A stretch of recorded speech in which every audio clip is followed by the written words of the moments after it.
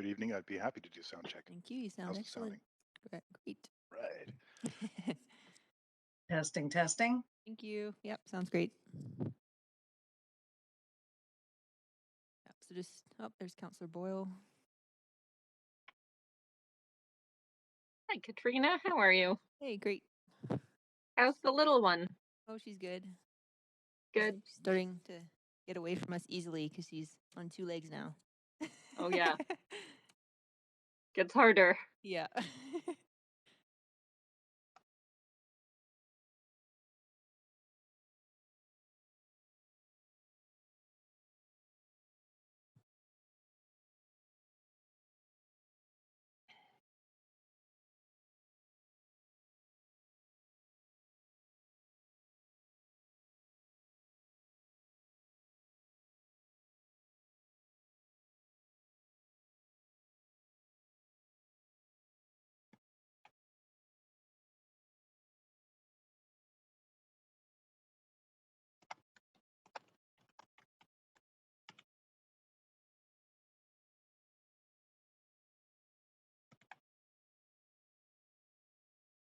One, two, three, four, five.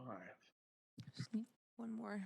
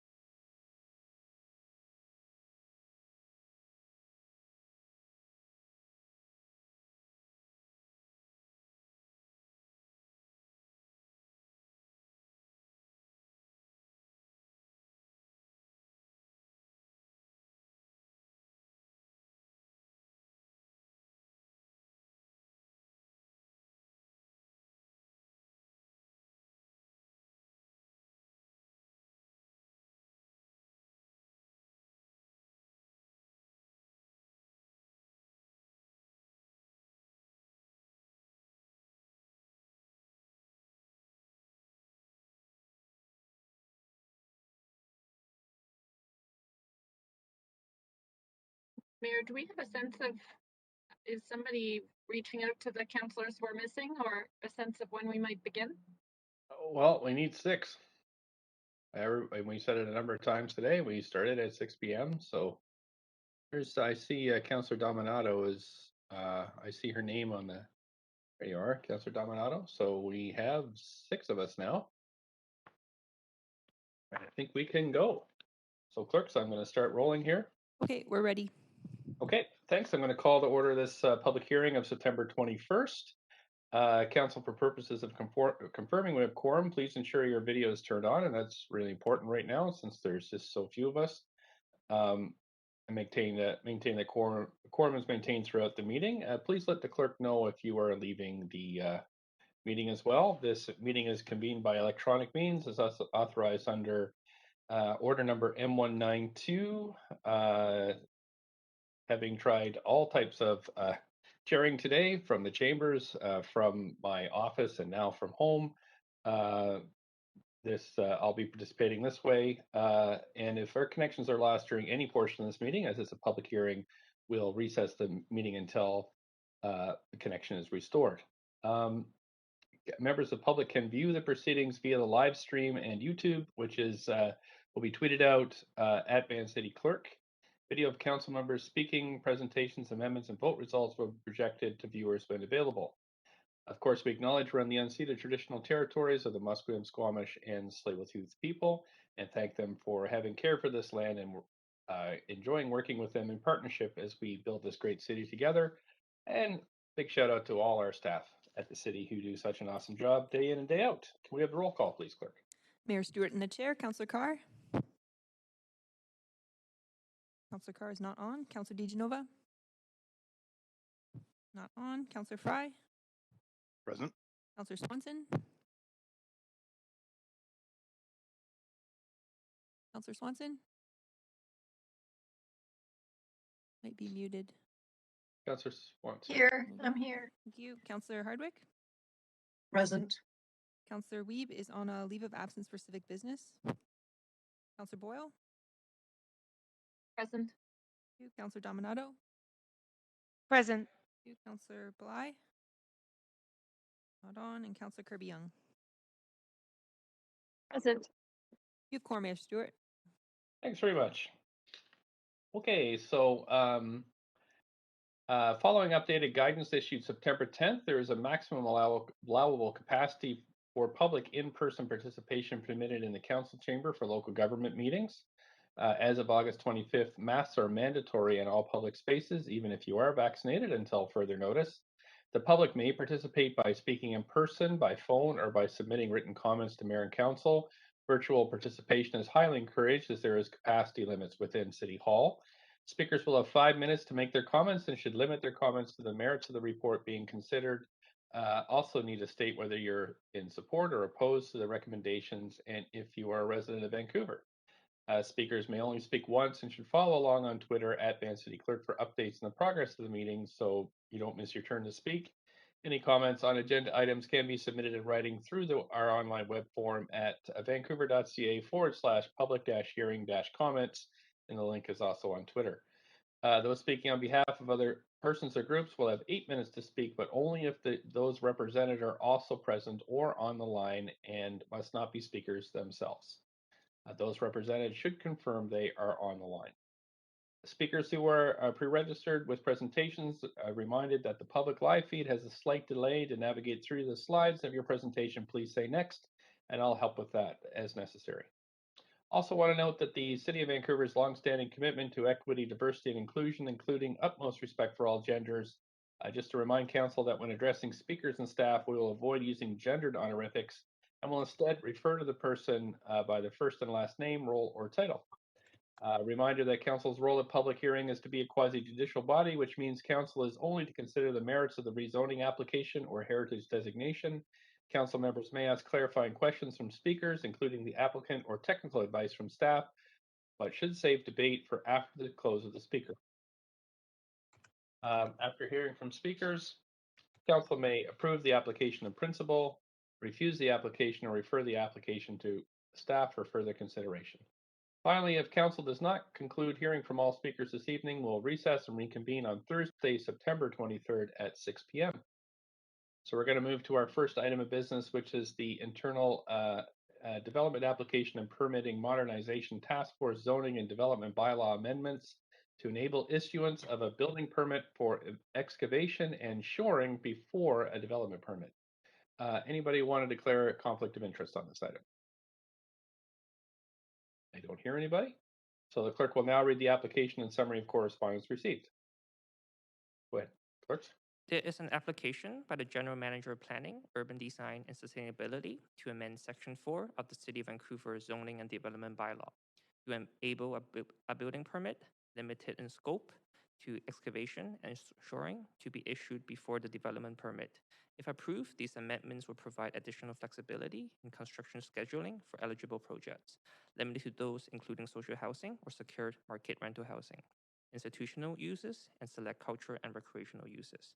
The following correspondence has been received since referral to public hearing and prior to the close of the speaker list and receipt of public comments. One piece of correspondence in support. This represents oral correspondence received up to 5 p.m. today. Thanks so much.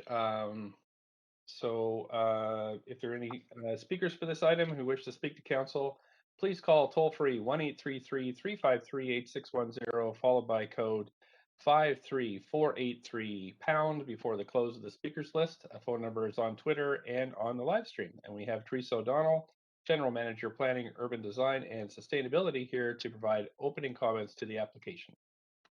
Over to you, the head planner. Thank you, Mayor. Good evening, Council. My name is Teresa O'Donnell. I'm the General Manager for Planning, Development, and Urban Design and Sustainability. And with me tonight is Andrea Law, our General Manager of Building Development, Buildings, and Licensing. Also, Paul Schwabs, our Acting Chief Building Official, and a number of staff from both PDS, DBL, and the Engineering Department. I'll walk you through a brief presentation to talk about what we're doing, but this is some of the additional work that Andrea was discussing with council today. This has been developed with the internal task force, and we are happy to bring this recommendation to council today. What this essentially does is allow for a building permit to be issued prior to a development permit. All construction in the city is sequential, and typically a building permit would only follow a development permit. However, there are a number of projects that proceed very quickly through our process, and they don't have the flexibility to receive a building permit to start that excavation early, and so this would enable that. It would be only enabled if it was allowed by the Director of Planning, in consultation with the GM of DBL and Engineering, and I'll go through that. But what this would do is allow for that issuance of that building permit early. It would be limited to just a very few number of eligible projects, typically cultural and recreational uses like libraries, artist studios, dwelling, social housing, residential uses like social housing or secured market rental, and institutional uses, schools, hospitals, social services. The benefits, of course, particularly for affordable housing, is it allows those projects earlier access to financing. Often their financing might be linked to the issuance of a building permit, so it would allow those projects to get started early in terms of clearing their site and excavation and access that much needed financing. We do have a number of conditions that would have to be complied with. The first would be the submission of a certified professional. Second, they'd have to meet all the conditions that are required to obtain an excavation and shoring permit. Third, they'd have to be able to meet all of the development permit conditions, particularly those that have to deal with any kind of groundwater or hydrological study. Fourth, and very important to this council, I know, is there could be no existing residential tenants on site prior to the excavation. And in some cases, we would ask for a letter of credit to cover any costs of returning to the site to pre-excavation conditions in case the project defaults. We have had quite a bit of interest, of course, from a broad number of development community folk in the flexibility of the processing time. We've heard this need expressed through our development advisory group, through regulation redesign, and our process regulation redesign. So there is high interest from the development community. The process, if the council so chose to approve this tonight, applicants would be invited to connect with their project facilitator at the DEP stage to discuss their eligibility, and we could certainly review those things. Again, it would be the director of planning in consultation with the chief building official, the city engineer, and the director of legal services. So that's our presentation, and we are happy to answer any questions that you might have. Thanks so much. I do have Councillor Swanson on the list for questions. Councillor Swanson, go ahead, up to 5 minutes. Yeah, so I'm old enough to remember when we had a lot of what we called back in the 70s or 80s MERB holes. MERB standing for multiple unit residential building. It was some sort of federal tax shelter where if developers dug the hole, they could get the shelter. And then the holes sat and filled up with water for sometimes several years before anything got built. So I'm just wondering, I mean, my only concern with this is, does granting the permission to do the excavation and shoring imply that the other permit is going to come, and yeah, even when the conditions might not have been met? That's a great question, and one of the reasons that we wanted to secure a letter of credit to cover the cost of the excavation should the city be in the position that we have to step in and fill that excavated site and return it to a pre-excavation condition. That's exactly right. And we would not issue the building permit unless we believed that the DP was issuable, that they were able to satisfy all requirements for the DP, but they hadn't worked through all of the agreements that were necessary. But that's an excellent condition. It's one of the reasons we'd also required not only director of planning, but engineering, DBL, and legal services to review and all agree that this was a permit that was issuable and that we felt confident that they would be able to complete the work. And this is one of the things that you're proposing that you think will speed up the development permit process? We do think it will speed up development permit process, and I think more importantly, it will give those projects that are seeking funding from higher levels of government access to those funds earlier. Often those nonprofit developers don't have access to interim financing, mezzanine financing, and so being able to access those funds quicker, we've heard would be a great advantage for those folks, particularly. And you don't think we'd have big, huge holes all over the city filling up with water for years and years? No, we'd be able to access that letter of credit so that we could do that ourselves and reimburse the city for the cost. Yep. Yeah. Okay, thank you. Councillor Swanson, just, whoops. We got Councillor Hardwick next, up to 5 minutes. Please go ahead. Thanks very much. I understand that what we're trying to do here is to balance against some internal slow permitting processes.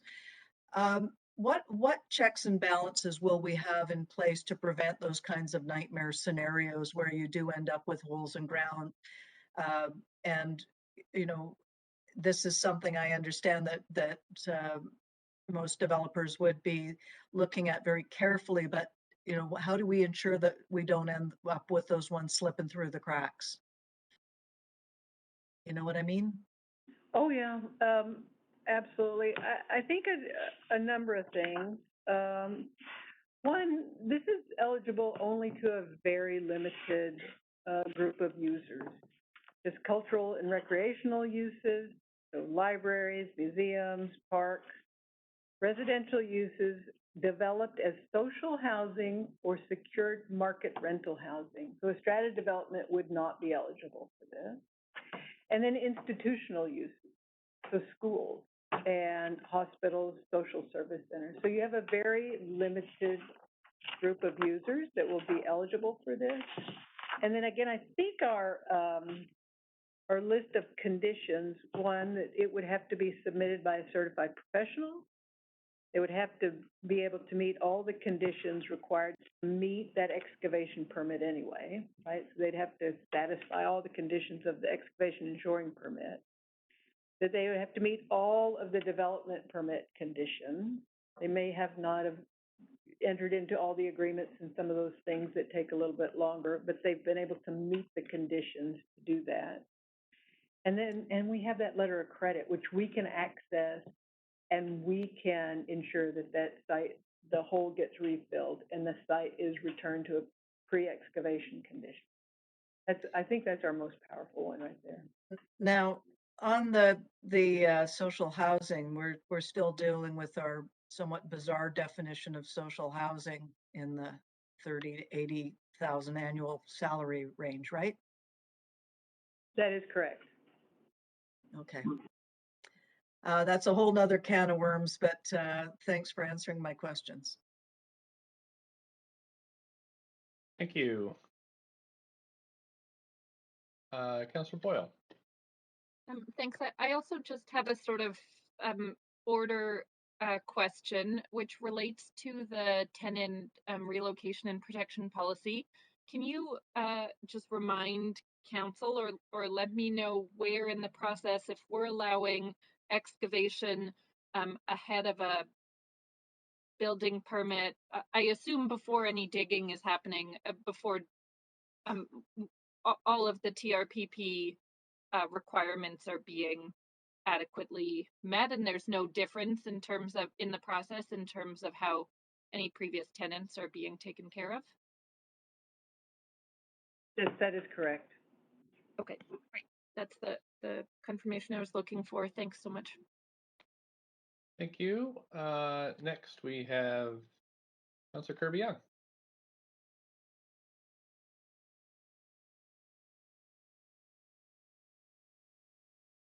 Clerks, I have Councillor Kirby-Young on the list, but she in chambers perhaps?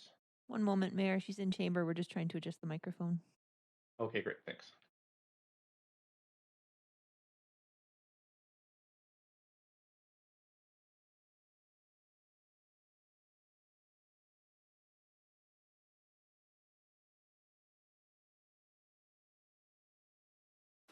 Okay, her mic is on. Great, okay, thanks. I'll go ahead because I have a mic now. Already timer there. There we go. Okay, go ahead. Thank you. So question to staff, and you mentioned sort of cultural uses, libraries, things, social housing projects, things of that nature, just to clarify something significant, such as the Vancouver Art Gallery, new Vancouver Art Gallery renewal, that this would enable a project like that to move forward as well and aiding them in securing their funding based on the fact that they could have this affirmation as a funding criteria?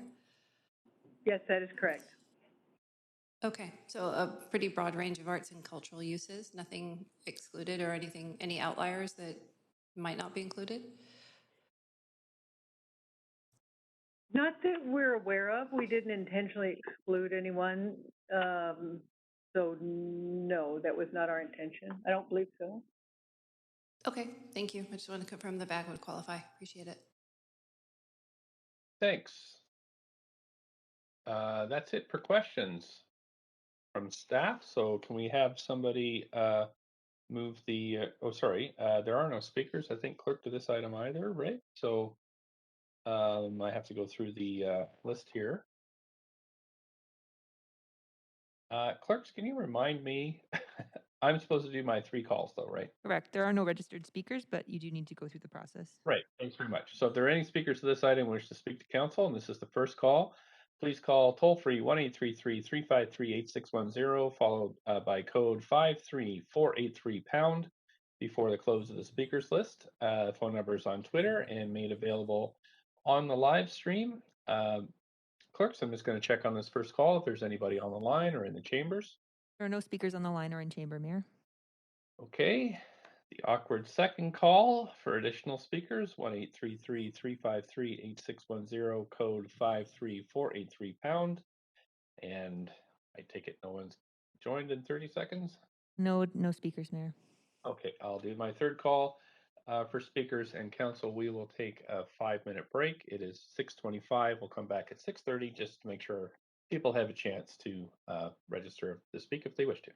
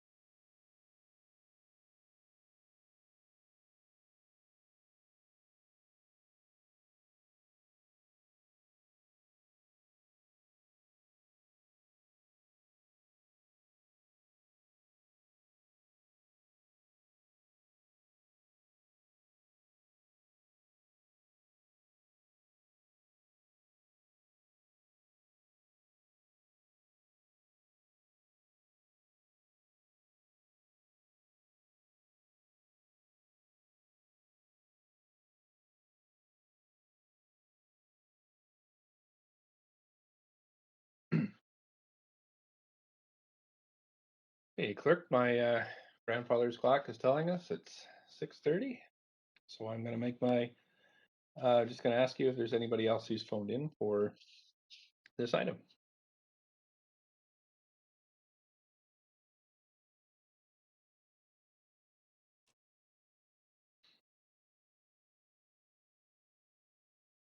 Are you just checking on speakers, Mayor?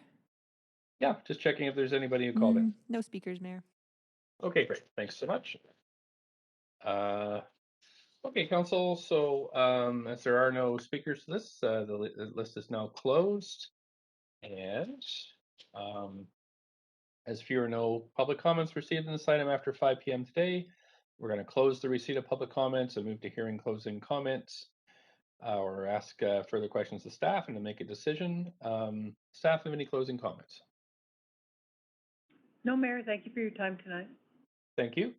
Council, any questions for staff? I don't see anybody on the queue. So can I have a mover for this item? So moved. So moved. Thanks, Councillor Dominato, seconded by Councillor Fry. I'm going to move us over to the main queue. Any debate on this one? Don't see anybody on the main queue, so I'm going to move us to the vote. Clerks could queue that up.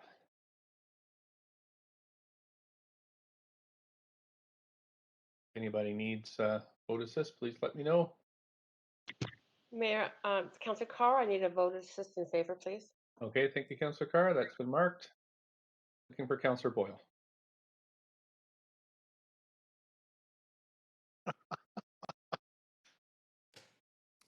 Councillor Boyle? Sorry, I thought it had gone through. Oh, there you are. Yep, thanks. That is unanimous. Thanks very much, Council. Point of personal privilege. Go Mayor. ahead, Councillor Carr. It's Hardwick actually, but I just Sure. wanted to note that the captioning, the new captioning that we're seeing is interesting. It's in its interpretation of our words. Okay. And I just wondered if Great to ask. staff were on top of that. Is this a permanent new feature, or how will it be monitored? Maybe the clerks can just fill us in on what's happening. Council, right now we're just doing, this is the first night, we're just doing a test. So there'll definitely be some kinks to work out, and we'll follow up by email with council with updates on all the tech related updates we're doing here in the chamber. Thank you. Hey. Okay, that's good. Thanks for explaining that. The public probably wondering what we're doing today too, so that's good. Let's move to item number 2, which is 835 to 837 Beatty Street, Anglo-Canadian Warehouse Company Building Heritage Designation. And I'm going to ask first if anybody has a conflict of interest on this item. And I don't hear any, so we're going to move to the clerk reading the application. There is an application by General Manager of Planning, Urban Design and Sustainability to bring forward for enactment a bylaw to designate as protected heritage property the structure and exterior of the existing building at 835 to 837 Beatty Street, known as Anglo-Canadian Warehouse Company Building, which is listed under Vancouver Heritage Register in the C evaluation category. The following correspondence has been received since referred to public hearing and prior to the close of the speakers list and receive public comments. 2 pieces of correspondence in support. This represents all correspondence received up to 5 p.m. today. Okay. Thank you so much. And I'm going to stop reading the closed captioning because it's not quite there. Let's see. Great. So if there's any speakers to this item and wish to speak to council, please call toll-free 1-833-353-8610, code 53483#. Before the close of the speakers list, we have James Bolt, Heritage Planner, here to talk to us. Mr. Mayor, this is James Bolt, Heritage Planner with the Heritage Group. It is a long agenda tonight. I'm prepared to waive presentation if council wishes. Okay, I'll just ask council, does anybody wish to see the presentation? I don't hear anybody, so let's go right to questions then. Anybody with questions to staff about this item? Don't see anybody on the queue. Clerks, I believe Councillor Hardwick, up to 5 minutes, please go ahead. Oh, you're on mute, perhaps. Yeah, actually, if there were no questions, I was going to move adoption. I have to do the regular call for speakers, and I'm just checking here. We don't have any registered speakers, but I do have to call 3 times because by the charter rules. So I'll do that, and then there'll be a chance to move it. So let me call the first time. If there's any speakers to this item, please call 1-833-353-8610, code 53483#, and that's on Twitter and the live stream. Clerks, do we have anybody on the line or chambers for this item? No speakers in the chamber or online, Mayor. Okay. Number 2, same pitch 1-833-353-8610, 53483, hashtag, pound, whatever you like. Anybody there? No, Clerks? no speakers, Mayor. Okay, so this is the third call, same call-in number, same code. Council, we are at 6:35, and so we'll come back at 6:40 to see if anybody would like to speak to this item. See you in 5 minutes.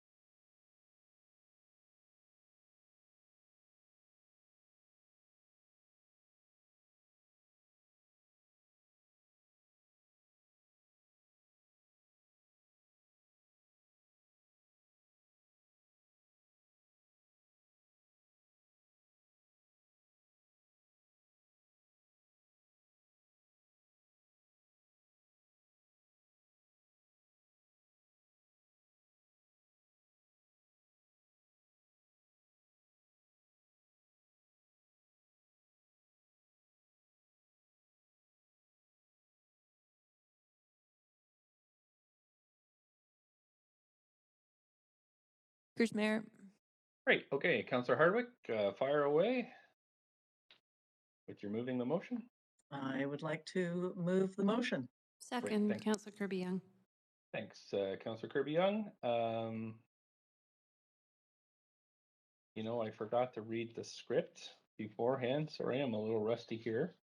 I just have to officially confirm that no public comments were received on this item after 5 p.m. today.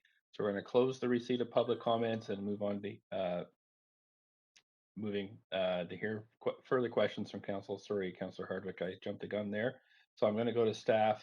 Any closing comments on this item? No, Mr. Mayor, no closing comments. Thanks very much. Council, are there any questions on this one? I don't see any. Okay, so Councillor Hardwick, you've moved it. Councillor Kirby-Young has seconded. Any debate on this item? I don't see any, so we'll move to the vote.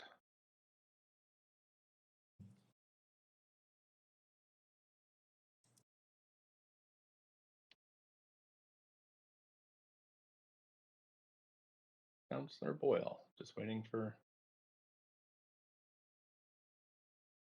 There we go. So that's passed unanimously. Thanks, Council. We're on to item 3, which is the CD1 rezoning on 2929 Commercial Drive. Just checking to see if anybody has a conflict on this item. I don't hear anyone, so we'll move to the clerk's reading the application.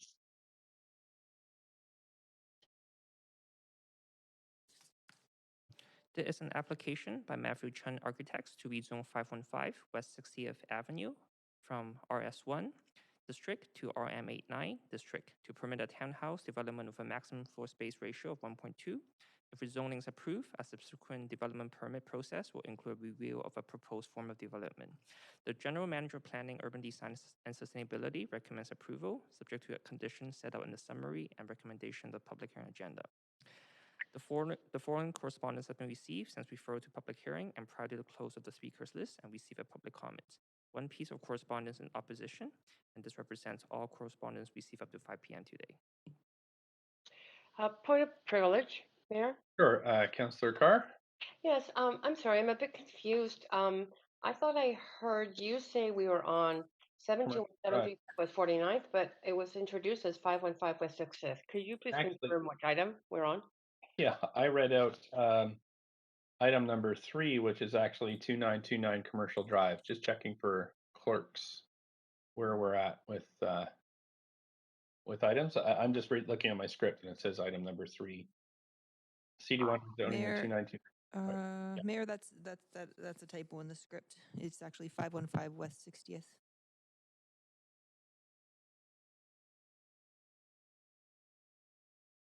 All right, just checking to see. Okey doke. Yeah, I don't have that one at all. So yeah, sorry, Councillor Carr. So could you repeat the address, clerks? Sure. It's 515 West 60th Avenue. Okay. It's a rezoning. Everybody okay with where we're at? Okay, thanks. So if there are any speakers for this item who wish to speak to council, the number is 1-833-353-8610, code 53483 pound. And this is for 515 West 60th Avenue. We have Austin, hopefully this is right, I'm not sure if it is, Austin Norrie from the Rezoning Center, is that correct? Yes, good evening, Mayor and Council. Yes, it is Austin Norrie. I just want to mention that this is actually a proposal for presentation for 2 of the townhouse rezoning applications on the council agenda this evening. Okay. It's a single presentation that we're offering that can be given at the moment. Okay. Please, does anybody wish to see the presentation? No, but just another point of privilege, Mr. Mayor. My screen shows a request to speak for 2929 Commercial Drive, so I'm just confirming that that's incorrect and everything is for 515 West 60th. Yeah, I'm just looking at the public screen and it says the public screen shows the presentation 515 West 60th. Okay. And the clerks are correcting the error. All right. Okay. Thank you very much. Appreciate that. Councillor Hardwick, I think I saw your hand for the presentation. Oh, sorry, you're on mute, but I think I saw a yes, please, by lip reading. Please. So, okay, great. So please go ahead with the presentation. Thank you, Mayor. I just want to specify that this is a townhouse presentation for both that are on for this evening. So it's 515 West 60th Avenue and 721 to 735 West 49th Avenue. And the two applications are coming forward to council under the Cambie Corridor Plan today. They're applications under a simplified rezoning process. This simplified process was developed in order to secure utility upgrades to accommodate additional growth within the Cambie Corridor. Since these proposals are to rezone the sites to either the RM8A or the RM8AN district schedule, no form of development is required at the rezoning stage. And instead, public feedback for the proposed form of development will occur during the development permit phase. This simplified process reduces the processing time for a townhouse rezoning application so it can reach public hearing in approximately 7 to 8 months. The townhouse proposal at 515 West 60th Avenue is located in the Marple neighborhood of the Cambie Corridor. The townhouse proposed at 721 735 West 49th Avenue is located within the Cambie Corridor's Langara neighborhood. Each proposal is for a stacked townhouse or row house at 3 stories with a maximum floor space ratio of 1.2. The townhouse application along West 60th Avenue consists of one single family detached home. It's located west of Cambie Street and is 1 block south of the site known as Pearson Dogwood. The townhouse along West 49th Avenue consists of 2 single-family detached homes and is located along an arterial street. The site is just west of Annie B. Jameson Elementary School, which is located at the intersection of 49th and Tisdale Street. These sites do not have rental tenants living on the properties. As such, no rental tenant relocation is necessary. Earlier this year, postal notifications were sent out within a 2-block radius of the properties. A total of approximately 650 postal notifications were circulated for the townhouse on 60th Avenue, while roughly over 1,000 postal notifications were mailed out for the townhouse at 49th Avenue. From the rezoning notification, no correspondence or feedback was received through the City Shape Your City webpage. To conclude, these proposals align with the Cambie Corridor Plan and would join one of approximately 40 townhouse projects that have been approved since the plan's adoption in 2018. If approved, the projects will provide funding towards the Cambie Corridor's public benefit strategy and would contribute to the number of jobs in the area that are consultant construction or supplier-based. In terms of staff, they recommend approval of these townhouse rezoning applications along with the conditions of approval outlined in Appendix B of the referral reports. Staff, as well as the applicant team for the first townhouse at 1515 West 60th Avenue, are available to answer questions. Thank you.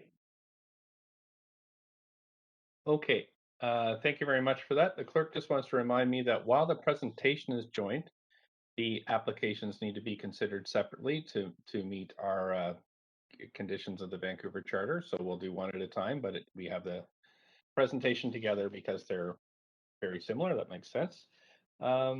Okay, so I'm just going to go to questions now. Are there any questions from council to staff?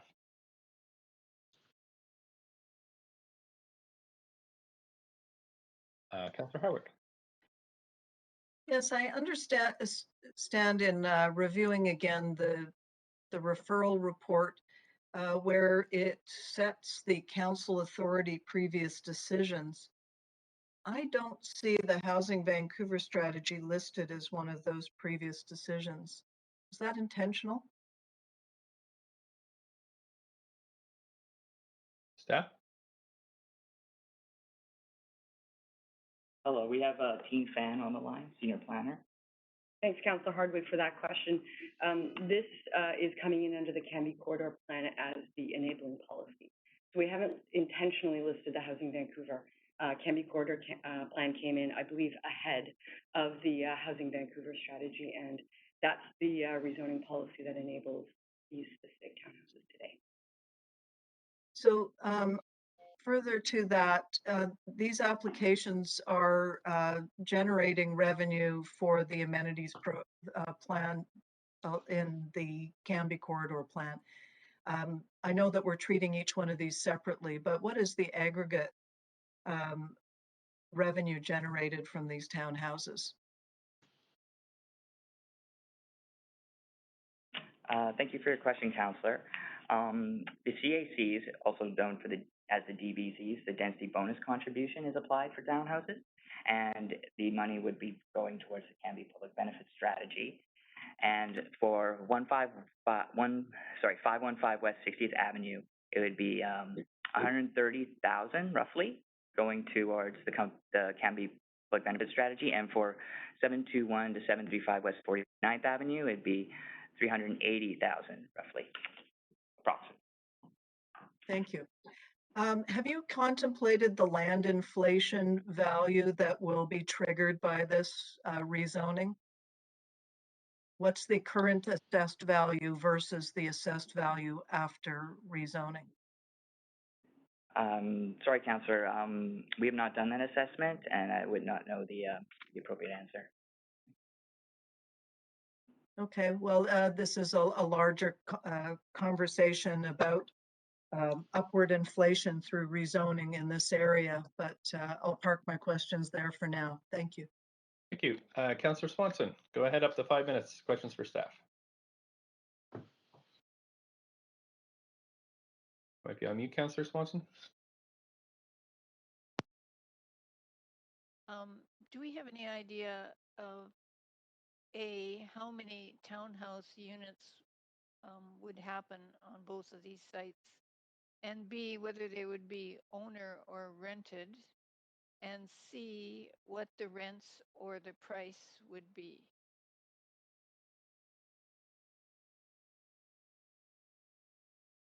Thank you for your question. I'm going to keep it to just 515 West 60th Avenue because we should keep the questions separate for both proposals, because we will go through the other townhouse after. So 515 West 60th Avenue, the applicant has indicated that they're looking to fit roughly 5 or 6 units on the site. And I would not know the exact price point they're planning for the price of those units, but the applicant could choose either rental or strata. They have that option under the Canby Corridor plan. And the applicant is on the line if you wish to speak to them. Okay. Thank you. Thanks. Thank you, Councillor Swanson. Okay. Can I speak to the applicant? Yeah, I'm just, I think I got, again, that we had a little trouble with the script here today, so I probably should have asked for the applicant if they wanted to say anything before I went to questions, so I apologize for that, Council. And so if the applicant team's here, did you want to say anything before answering questions from Council? My name is Matthew Chang. I'm the architect and I'm the applicant, and I would willing to answer any questions. Great, thanks. So Councillor Swanson, you can ask the applicant. I'm sorry, I'm a little rusty here with these for some reason. I've done so many of them. I don't know why I'm rusty tonight, but anyway, you have 3.5 minutes, and you can ask questions to the applicant at this stage. And this is the only part of the process that you can ask the applicant direct questions. Yeah, and I just will preface this by saying I could barely hear the applicant. Right, maybe. Thanks. So maybe the applicant can speak closer to the microphone, please. So first question is, are you planning to get any government financing for this? Then how much do you, then are you planning to rent or sell the units? And how much are you planning to rent or sell them for, ballpark? I'm the architect, so my client is not here, so I don't know the price point they are trying to sell the unit, but I think they might be living in, because the owner may live in some of the units, and because of there are some children or whatever, it's good to have the parents in one unit and their children in other units, right? So I think this is the planning right now. And there will be a smaller unit because as the planner said, there could be 5 to 6 units. and 5 of them are pretty decent size, about 1,200 square foot, and one of them is a smaller size, like 400 to 500 square foot. So the smaller size could be like a rental, yeah, like maybe a mortgage helper, for my client. So basically, we don't know whether they're going to be rental or owner. I'm pretty sure that 5 of them at least they will be owner occupied, Okay. and then one of them could be rental. Okay, thank you. Thank you. Okay, thank you, Councillor Swanson. Any other questions to the applicant? No. Okay, thanks. I don't see anybody else in the queue, so I am going to make there are no, let's see. I'm just going to ask for direction from the clerk here so I don't make any more mistakes. We are dealing with both of these applications separately, but, and there are speakers to the second item, West 49th Avenue. How do you think I should proceed?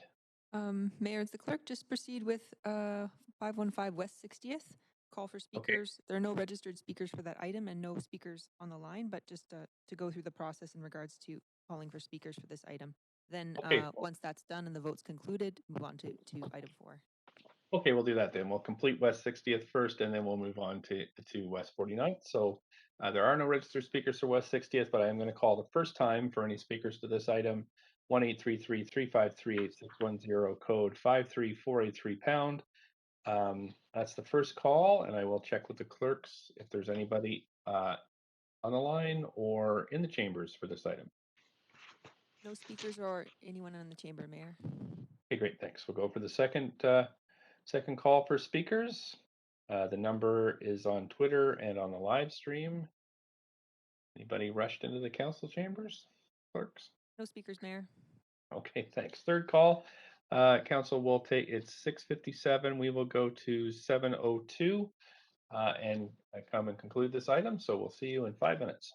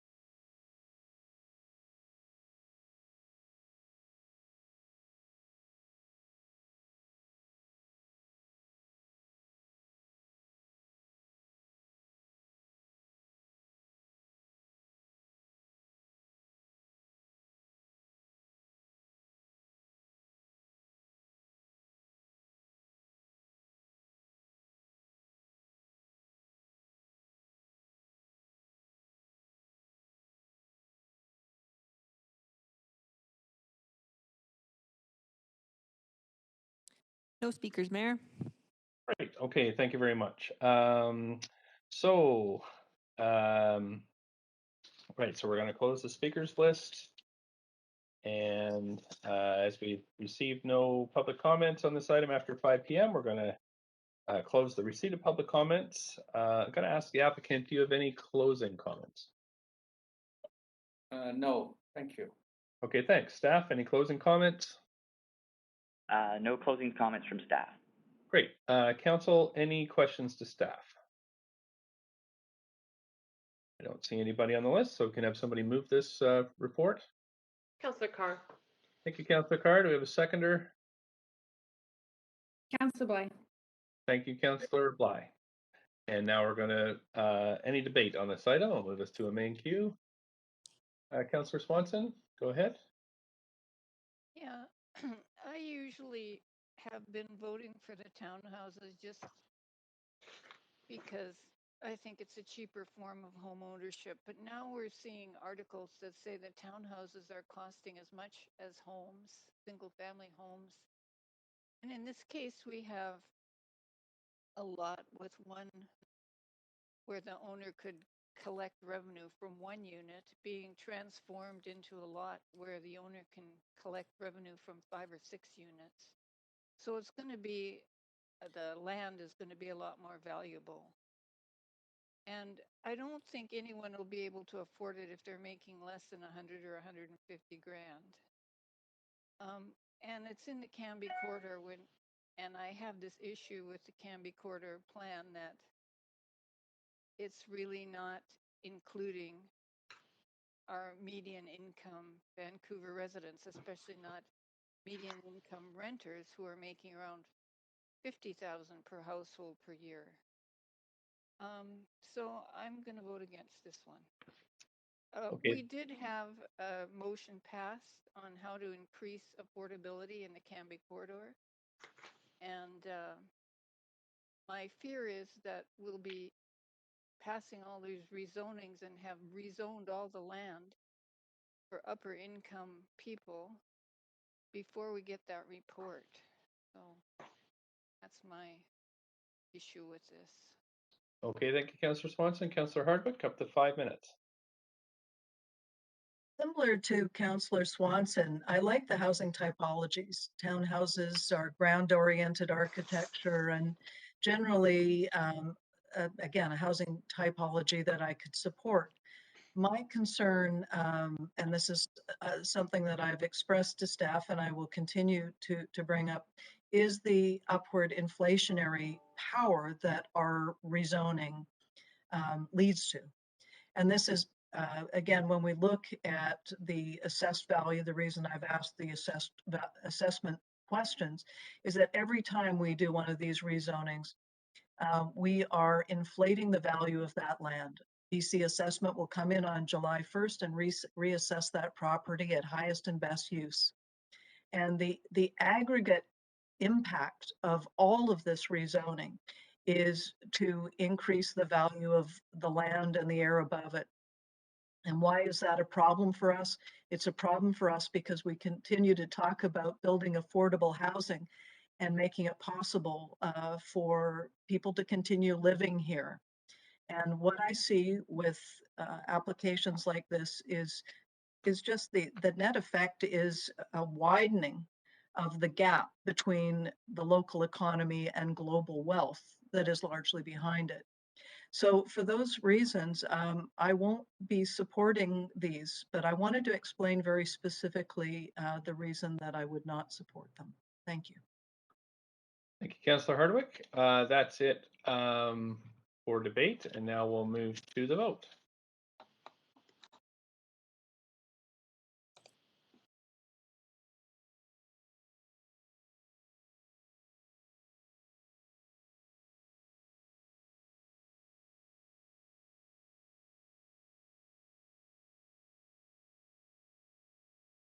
Okay, Council, that has passed with Councillor Swanson and Councillor Hardwick in opposition. Thank you. So that finishes that item. I just wanted to ask the clerk. So we're on And it's just a little problem with my script. So it's West 49th, then we continue on through that one. That's correct, Mayor. Right, okay, and so staff has, so maybe we can start with the,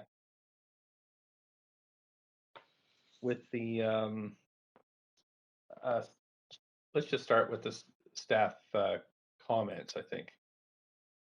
Any extra staff comments on this, this application? Staff have no comments. Great, thanks. And I'll ask the applicant, would you, anything to say on this project, applicant? Nothing to say on the application, but I'll be happy to answer any questions after. I'm just checking with the clerks. I've started in the appropriate place then for this West 49th? That's correct, Mayor. Okay, great. They've already made their presentation. That's what I thought. Okay, so but we should ask for questions now from council for staff or the applicant. Correct. Okay, Councillor Swanson, up to 5 minutes. Staff or the applicant, you can ask. Yeah, for the applicant. Okay. First question, are you planning on getting any financing from either level of government, province or federal?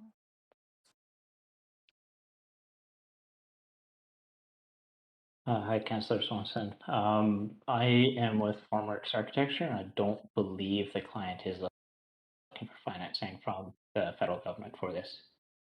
Okay, thanks. Do you know if the units are going to be owned or rented? They will all be owned. And do you know what price they'll be? I don't know the price, but we are doing 17 units, 16 of which will be 3-story family-oriented homes with an area of about 1,200 square feet. Okay, thank you. That's it. Okay, thanks. That's it for the questions. Let's see here. So there are a couple of members of the public that wanted to speak to this item. And I'm looking at, let's see, make sure I've got this right. Aftab Singh Jandir. Mayor, the speaker on the phone is not on the line. We just have the speaker in person, number 2. Sorry? Okay, okay. So Brendan Washburn. Speaker number 2, Brendan Washburn. Is this working? Okay, cool. Yes, yep. Please go ahead, up to 5 minutes. I wrote down some notes, but I figured I would just speak from the heart. I really oppose putting townhouses in this particular spot because it's right beside an elementary school, and construction sites, they're often noisy places. Like they're like some of the noisiest places in the world. Like I used to work construction, and I actually ended up getting in trouble for being on my phone too much. It sucked. So what I did instead was I left work for 2 hours, and I came back at the end of lunch, and when I came back, nobody even noticed.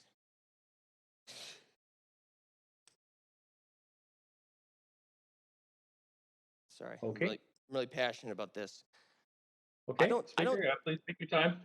I don't think this is a good place for townhouses. I think that there is a plethora of townhouses in Vancouver. I think a more responsible use of this space would be either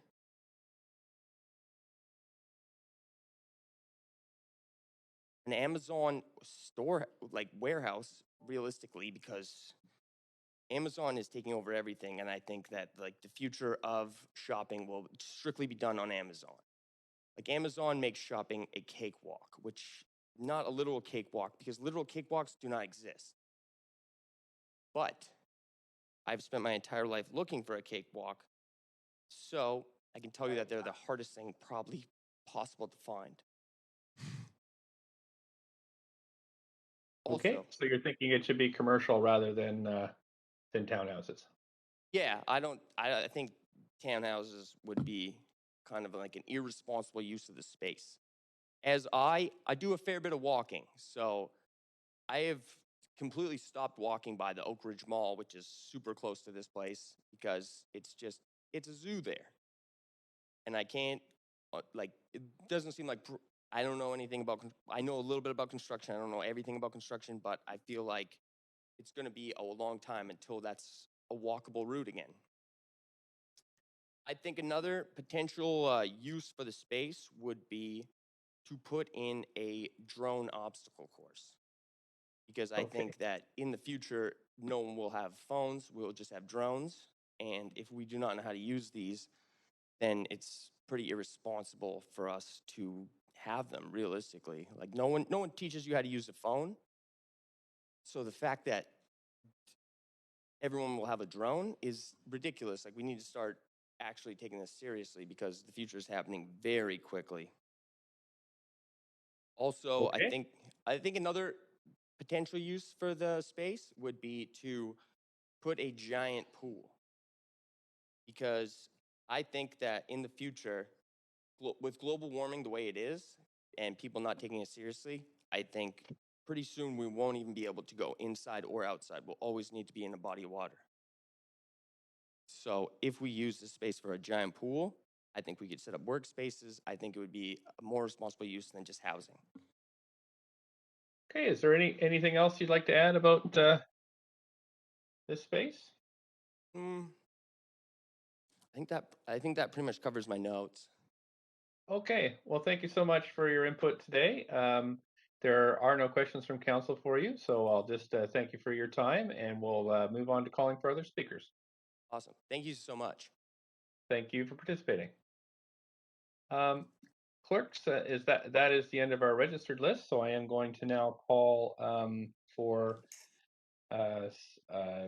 other speakers. The number is 1-833-353-8610, code 53483 pound. And I'm going to check with clerks on this first call for speakers. Is there anybody else on this item? No speakers, Mayor. Okay, second call, same number, same code. It's on Twitter, it's on live stream. Anybody in chambers or on the line? No additional speakers, Mayor. Great. So we're going to the third call, council. It is 7:15 by my clock, so we'll come back at 7:20 for the third and final call for speakers. See you in 5 minutes.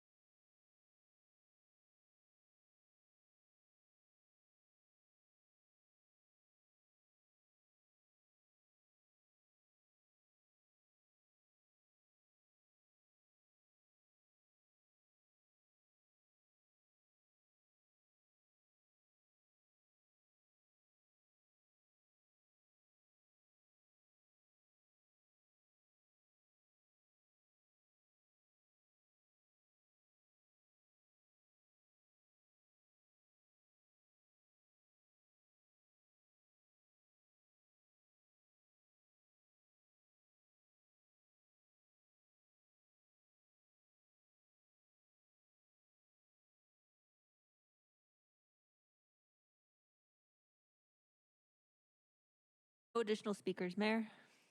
Thank you so much. So we're going to close the speakers list, and according to my handy script day, it says that as we've had no or few public comments after 5 p.m., we're going to close the receipt of public comments. And I'm going to move to the applicant and ask if there's any closing comments on this item. No closing comments, thank you. Any closing comments from staff?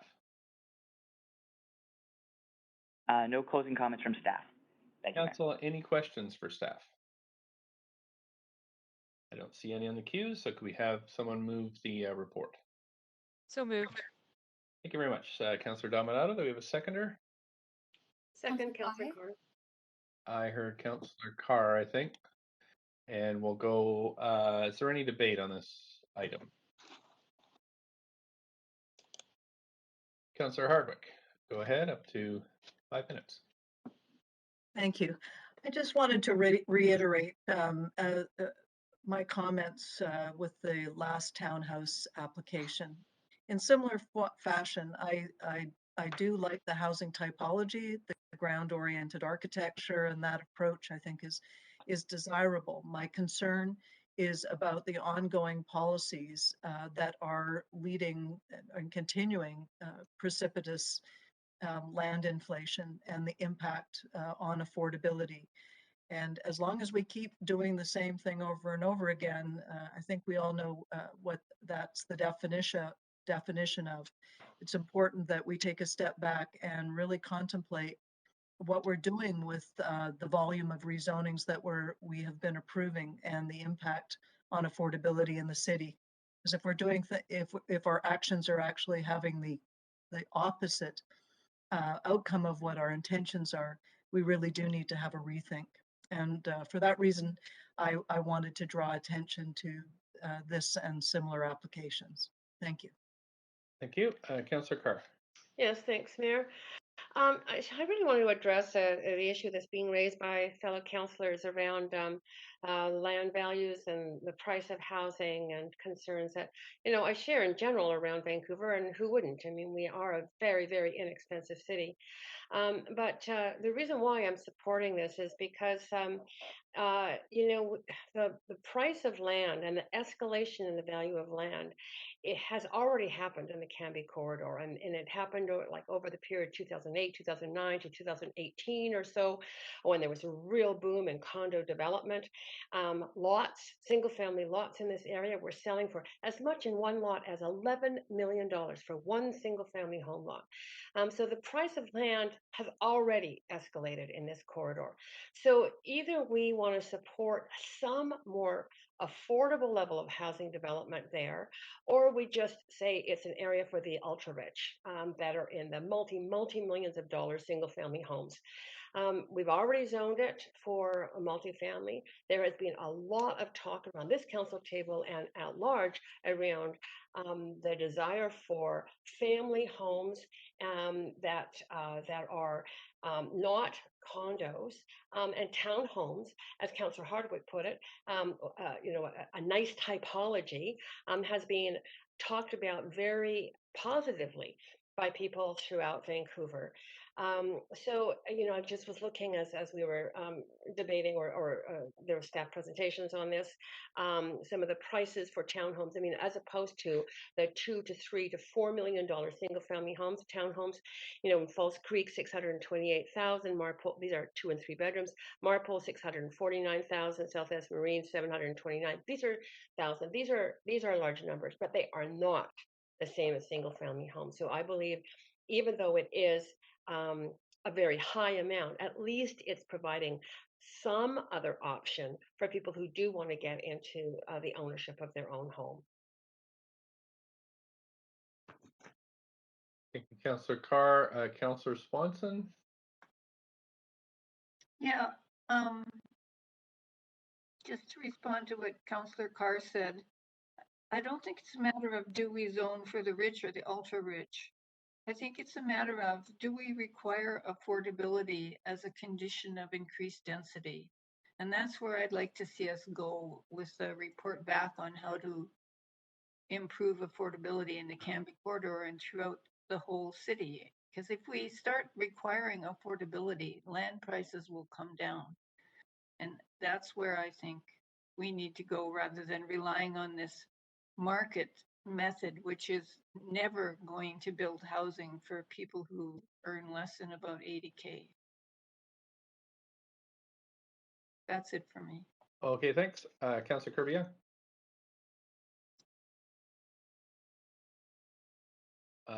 Just turn your mic on there, Councillor Kurbia. Okay. Yeah, thank you. Yeah, I think if we vote against all of these because we don't have the, the desired and sort of penultimate level of affordability, we constrain options for people.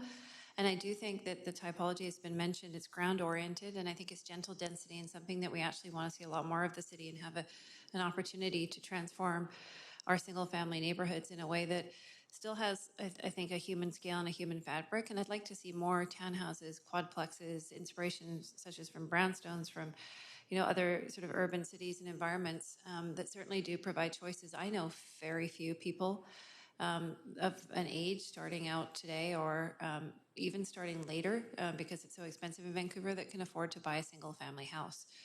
So we can leave them as single family houses and nobody can afford to go into them unless they've been in them for a long time, for a number of years.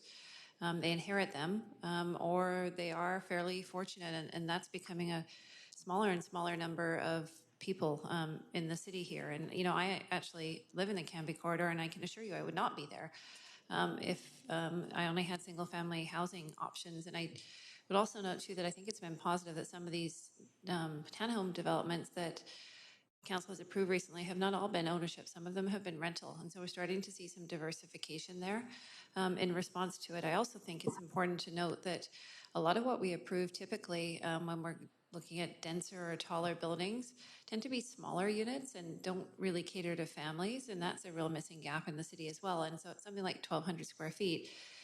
It's a feasible option for people that have kids or multi-generational, if they have a parent living with them or what the case is. And so I think we have to, be cognizant of that as well in terms of being able to sort of keep families together and give families options to stay in the city that don't necessarily just want to live in a high rise, or quite simply that, the studio 1 and 2 bedroom units are not meeting their needs and are not sufficient. So for that reason, I do think it's an important part of our housing mix and complement. And I think that to sort of leave it as is and say, well, we don't like the price point. A lot of people don't, but it is part of the option. It does fit for some folks.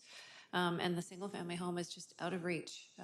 I know very few people today starting out or even mid-level that are going to be able to afford a single family home in Vancouver. I think that for so many that ship has sailed. So I think it's so important that we provide options. And I think gentle density is a really positive complement to start really leveraging a lot of our land base. So I will support it. Thank you. Thank you. Councillor Harwick, you have about 3.5 minutes left. Yeah, since I have some more time, I'm going to elaborate a little bit more on the urban land economics of this.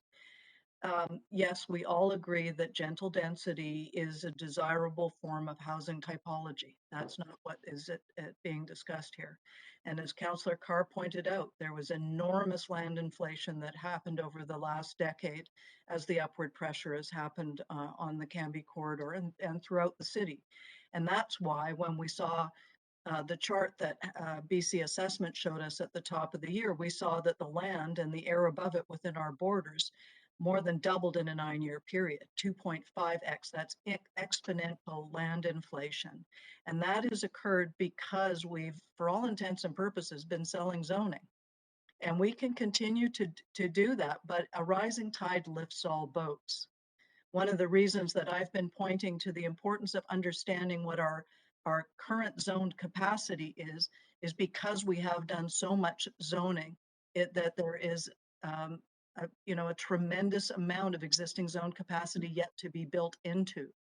So what I'd like to see us doing, and this is why I continue to push for more detail on the data in a variety of forms, but especially around zone capacity, is so that we can look at what we can build without further inflating the land values through upzoning. So I want to be clear on the rationale behind my thinking here. I'm not being dismissive of the housing typologies or the desires for people to be getting into this kind of housing. But the problem is that as we continue doing the same thing over and over again, it's just going to continue to inflate the land values because a rising tide does lift all boats.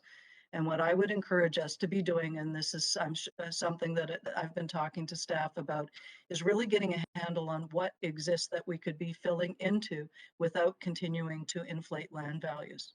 So I just wanted to elaborate a little bit more on that before I left the subject, because it is complex, and I think we have to get the root cause of our inflation and our affordability, and that's why I keep coming back to this subject. So thank you for hearing me out. Thank you. That's it for the speaking queue, so we can move to a vote on item 4.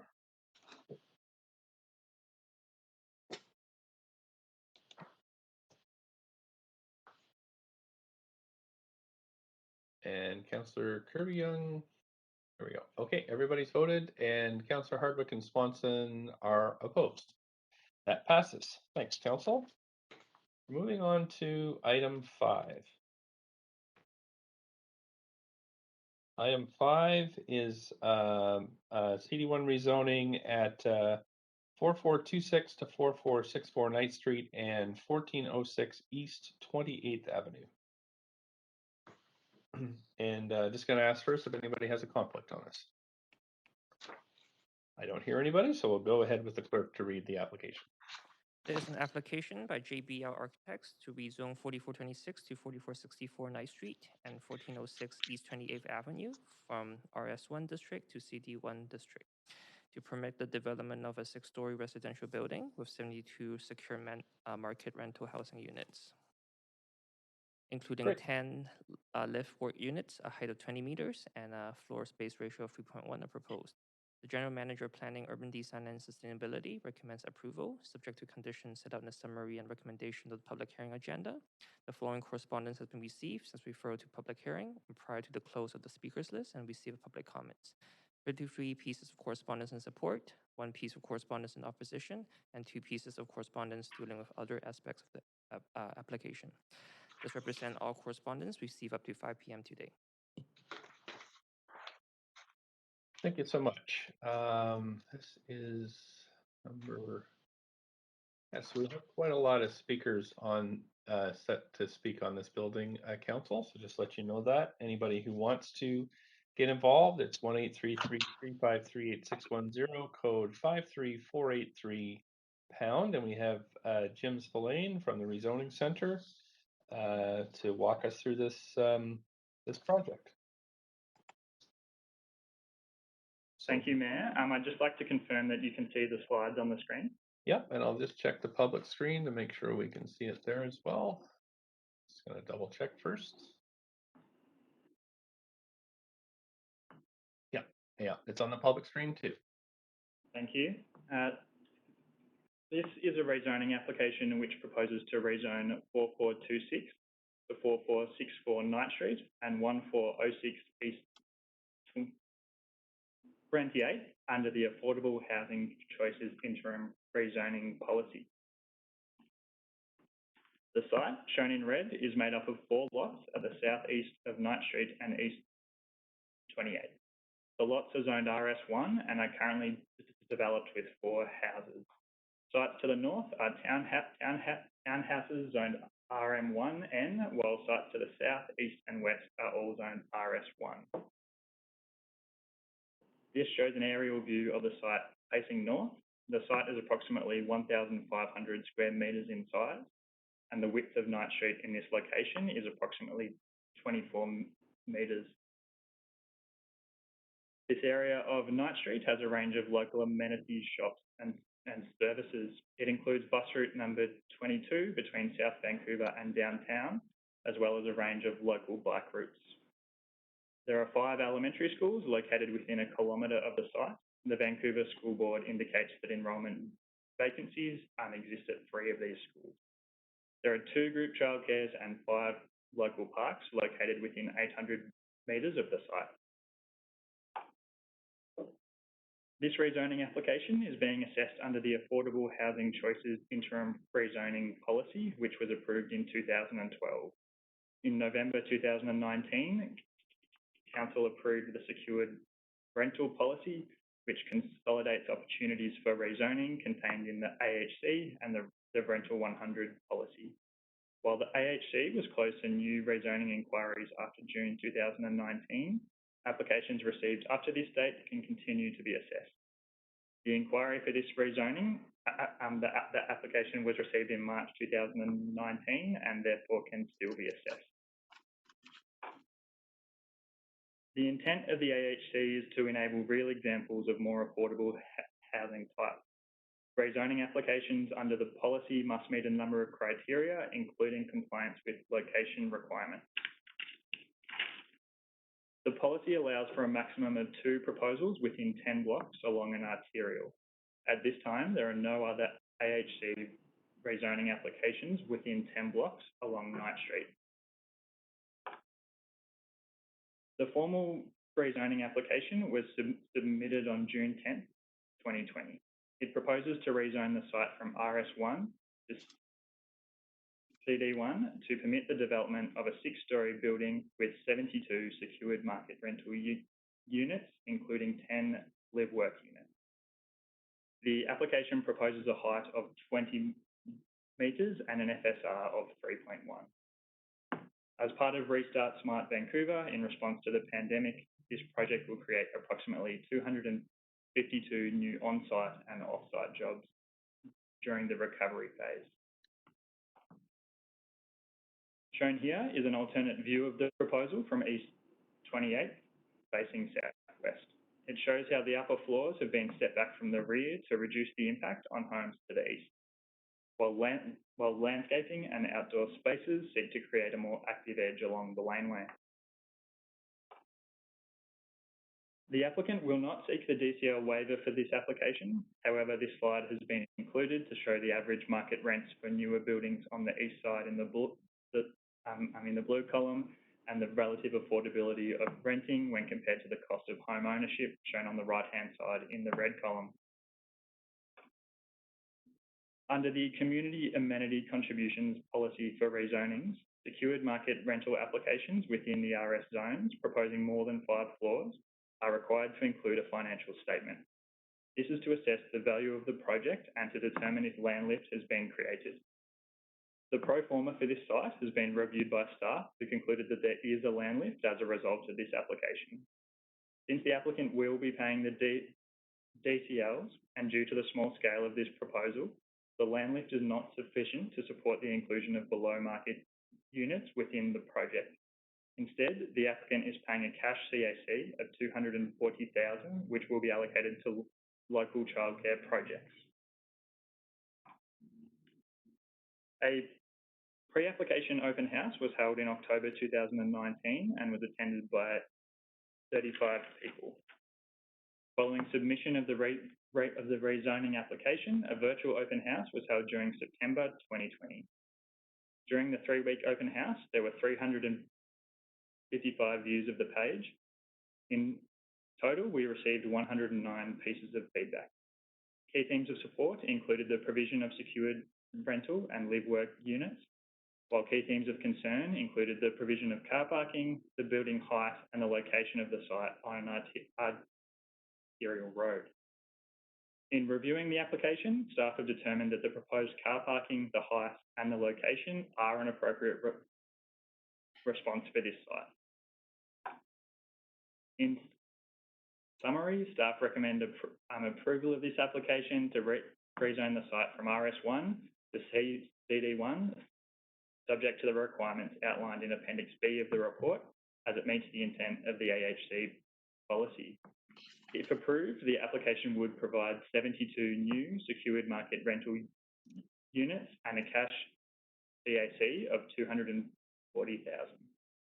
Thank you. Staff and the applicant team are available to take your questions. Thank you so much. Do we have the applicant team here?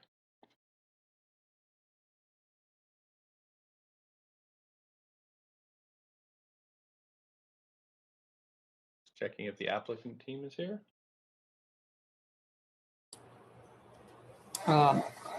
Yeah, this is Daniel Eisenberg here from GBL Architects. The applicant team is here. We will waive the presentation, but we're here for questions. Great. Okay, thank you so much. So now's the time for councillors to ask questions to staff or the applicant, and I've got Councillor Swanson on for 5 minutes. Please go ahead. Thank you. Will this, to the applicant, will this be a pet-friendly building? Hi, Councillor Swanson. This will be a pet-friendly building. Yes. Are you planning to get senior government financing? The short answer is no, but we have had discussions with BC Housing to possibly look at some of their programs that may be a fit for this project. Well, if you did get BC Housing funding, would you add any element of affordability to it? It looks to me like you have to have $62K to get a studio here, if it's at market rent. We just started exploring kind of all the BC housing options, but the option that it looks like we are most likely to do does not require any sort of extensive affordability element. Okay, so you may get government financing, but wouldn't provide any extra affordability. So there was a study that just came out that showed that pollution from traffic is linked to increased cases of dementia, MS, Alzheimer's, and Parkinson's, and various lung conditions. And we all know that the Knight-Clark corridor is basically the worst in Canada for pollutants, especially from tires and brakes. So what have you done with the architecture of this building to protect your future tenants from these health issues?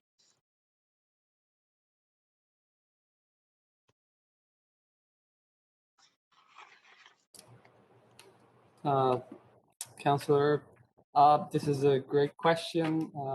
At the moment, there is no policy in place to address this. Although proper ventilation with new systems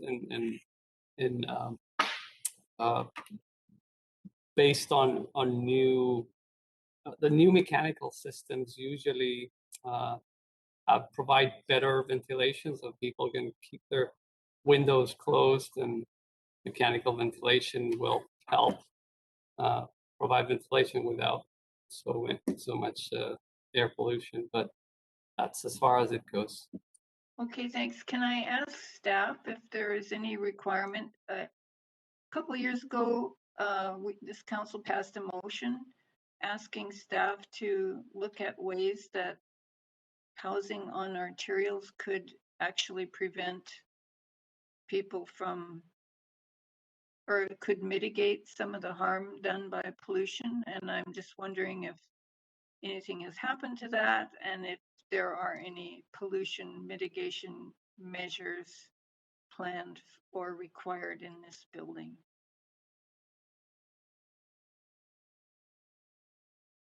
Thanks for the question. So we can't speak to that right now. It's the DBL would need to update the building code, and so we're not able to update the policy at this stage.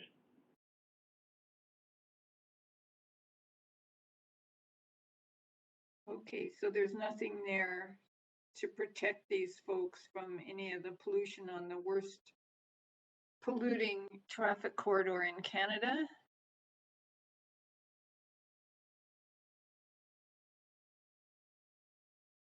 Yes, that's right. So at this time, there's no consideration for that. Okay, thanks. Thank you. Councillor Dejanova, up to 5 minutes. Thanks so much. I did have a question, and it's a question for staff actually, and it's unusual for me to, at least it's unusual to see a CAC in lieu of a DCL. So I'm trying to understand, and I had thought that before we sort of either a DCL waiver or the amenity or contribution that we calculate often when it comes to increasing rental is the rental housing. So is this something new that we will be seeing? Sort of, will this uh, be a direction that this is moving in, or is this sort of a one-time or a very unusual situation where we would see a CAC on rental housing instead of condo? Thanks for the question. So yes, we don't often see this on a rental site, but under the community amenity contributions policy for rezoning, secured market applications within the RS zones proposing more than 5 floors are required to include a financial statement. And so this is to assess the value of the project and to determine if a land lift has been created.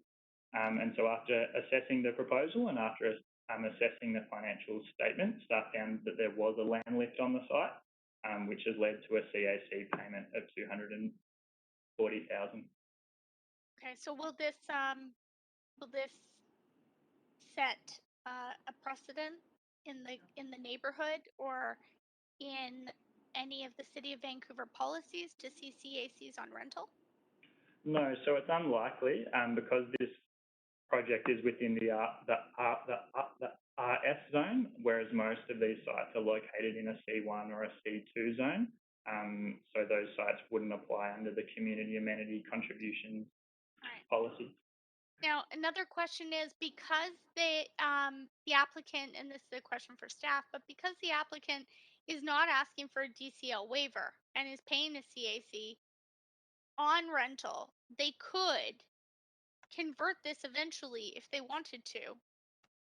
Is that correct?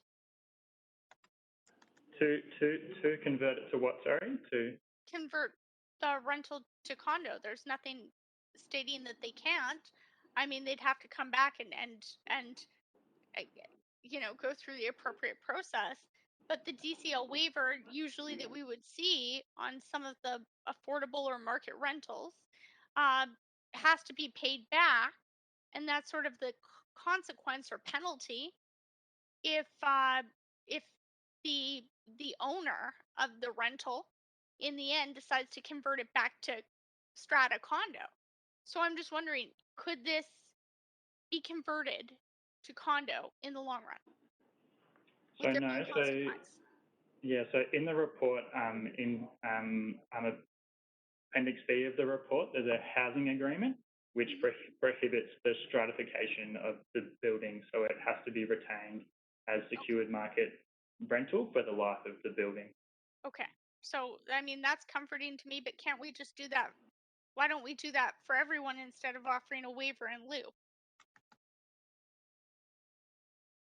So that is for every secured rental project. It is the requirement that they enter into a housing agreement.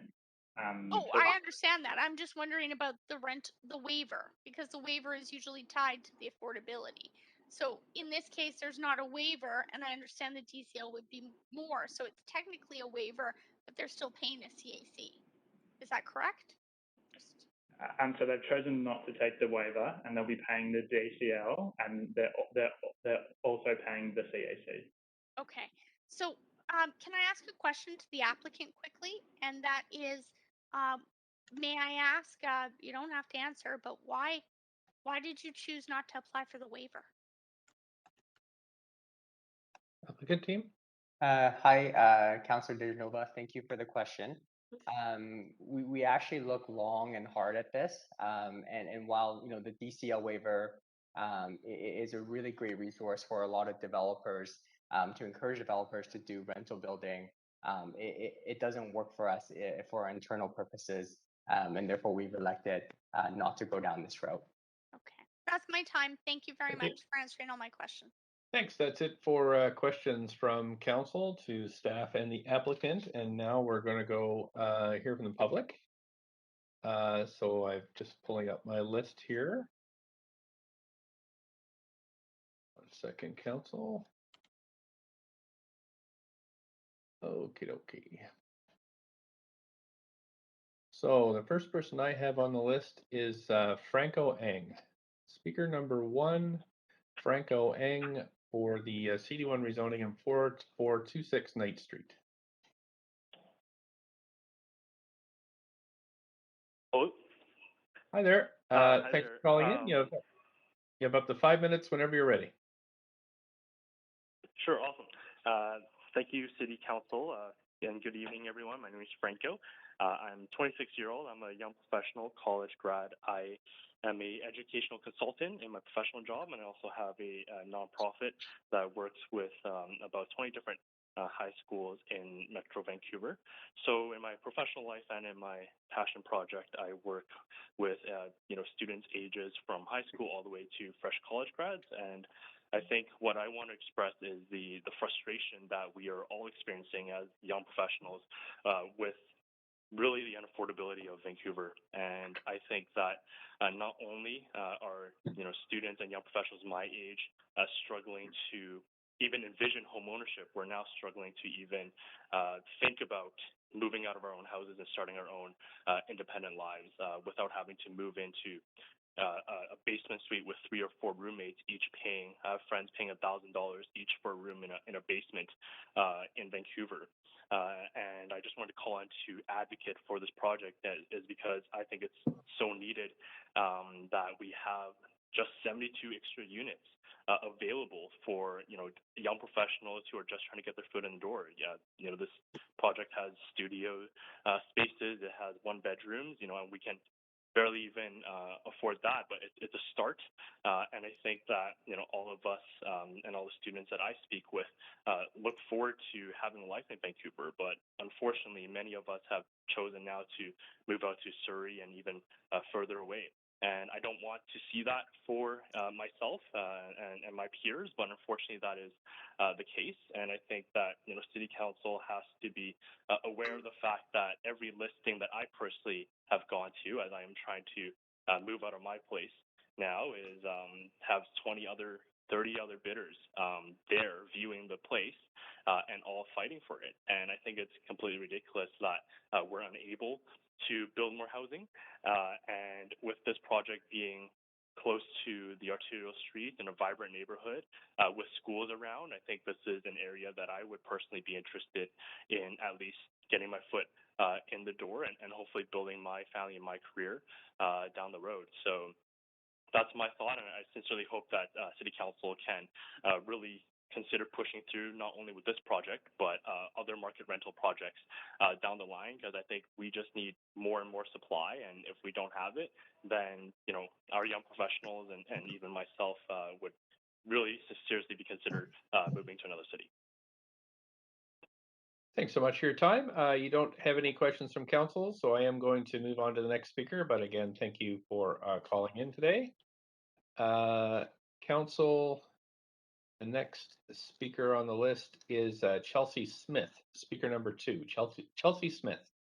Mayor, speaker 2 is not on the line.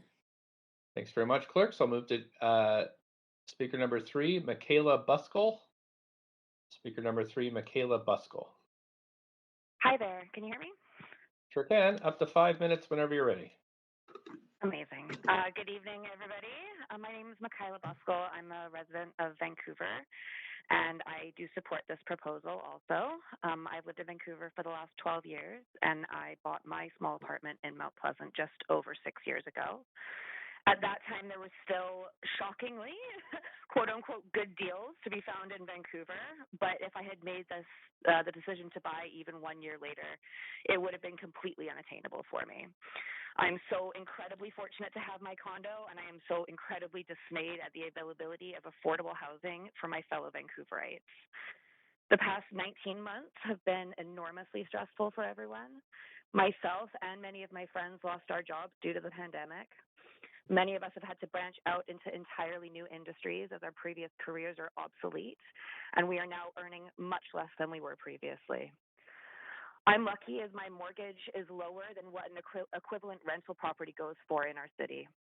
Even with my lower housing costs, it's been a struggle and a source of ongoing anxiety trying to stay on top of things as I navigate a brand new career. Many of my friends and peers have not been so lucky. Some of them have had to move to more affordable dwellings only to find out that they can only afford dark, dingy basement suites and old, poorly maintained apartments. Others have been forced to move in with roommates, back at home with their parents, which is embarrassing AF when you're like 40, or move away from their communities entirely. Of those who've been able to stay in their homes, many are only able to do so because they've been living there for years and are locked into an affordable rent. But those individuals are often faced with the dilemma of whether to ask their landlord for upkeep and repairs because they don't want to risk being rent evicted. These factors are all terrible for mental health, especially at a time that we are all feeling the pressure of the pandemic. The many residents of this city who cannot afford to buy homes need and deserve secure, affordable rental housing. They deserve to live somewhere that's accessible to transit. They deserve to live somewhere that allows pets. And they deserve to not be forced into financially and physically uncomfortable living situations just to make it by. This rental proposal has my full support. Though these rental units may not be affordable to everybody, those who can afford them will open up rental opportunities for others by upgrading from their current home. This is one small step in the much greater climb that Vancouver faces with its housing dilemma, but for 72 individuals and families, it will be a step towards a happier future. Thank you. Thank you so much for your time today, and hang in there. Really appreciate you sharing your story. Thanks. Thanks, guys. Bye. Thank you. Council, we're on next to speaker number 4, Christina Chan. Mayor, speaker 4 is not on the line. Okay, thanks. We're going to go to speaker 5, Adrian Herbert. Adrian Herbert, speaker number 5.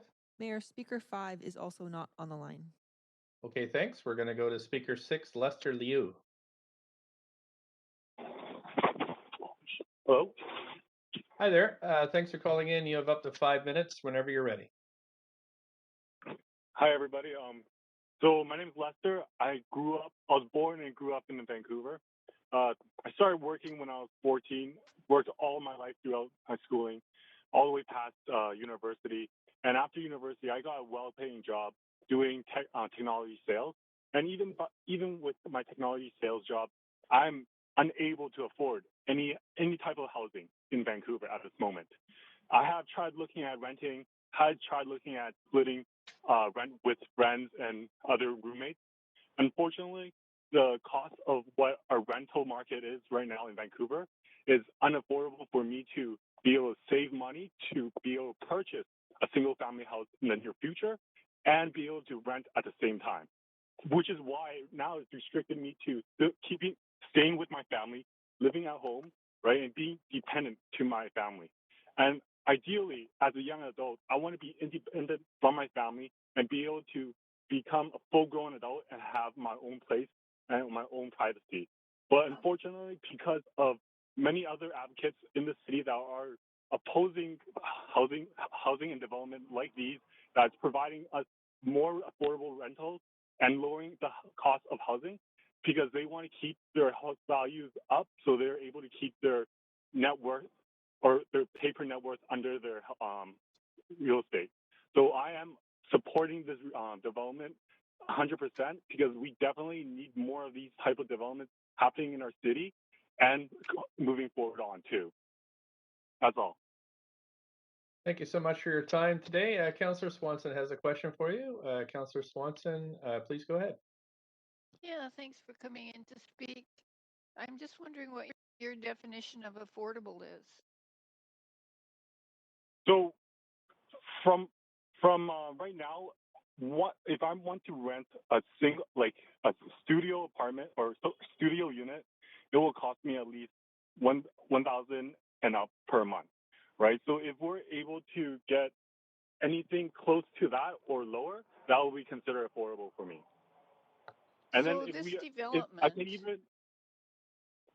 with this development, the cheapest unit is probably going to be about $1,500 or $1,600, and that would be for a studio, probably around 320 square feet. Yeah, that is true. But there's also other units where there's multiple rooms. Like I looked at the design, there was 3 units and two other units.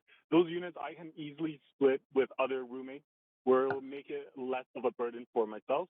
And because even if I'm not able to afford this current development will be a stepping stone for our city to start lowering down our housing costs. That would create future developments that would be more affordable to the general public.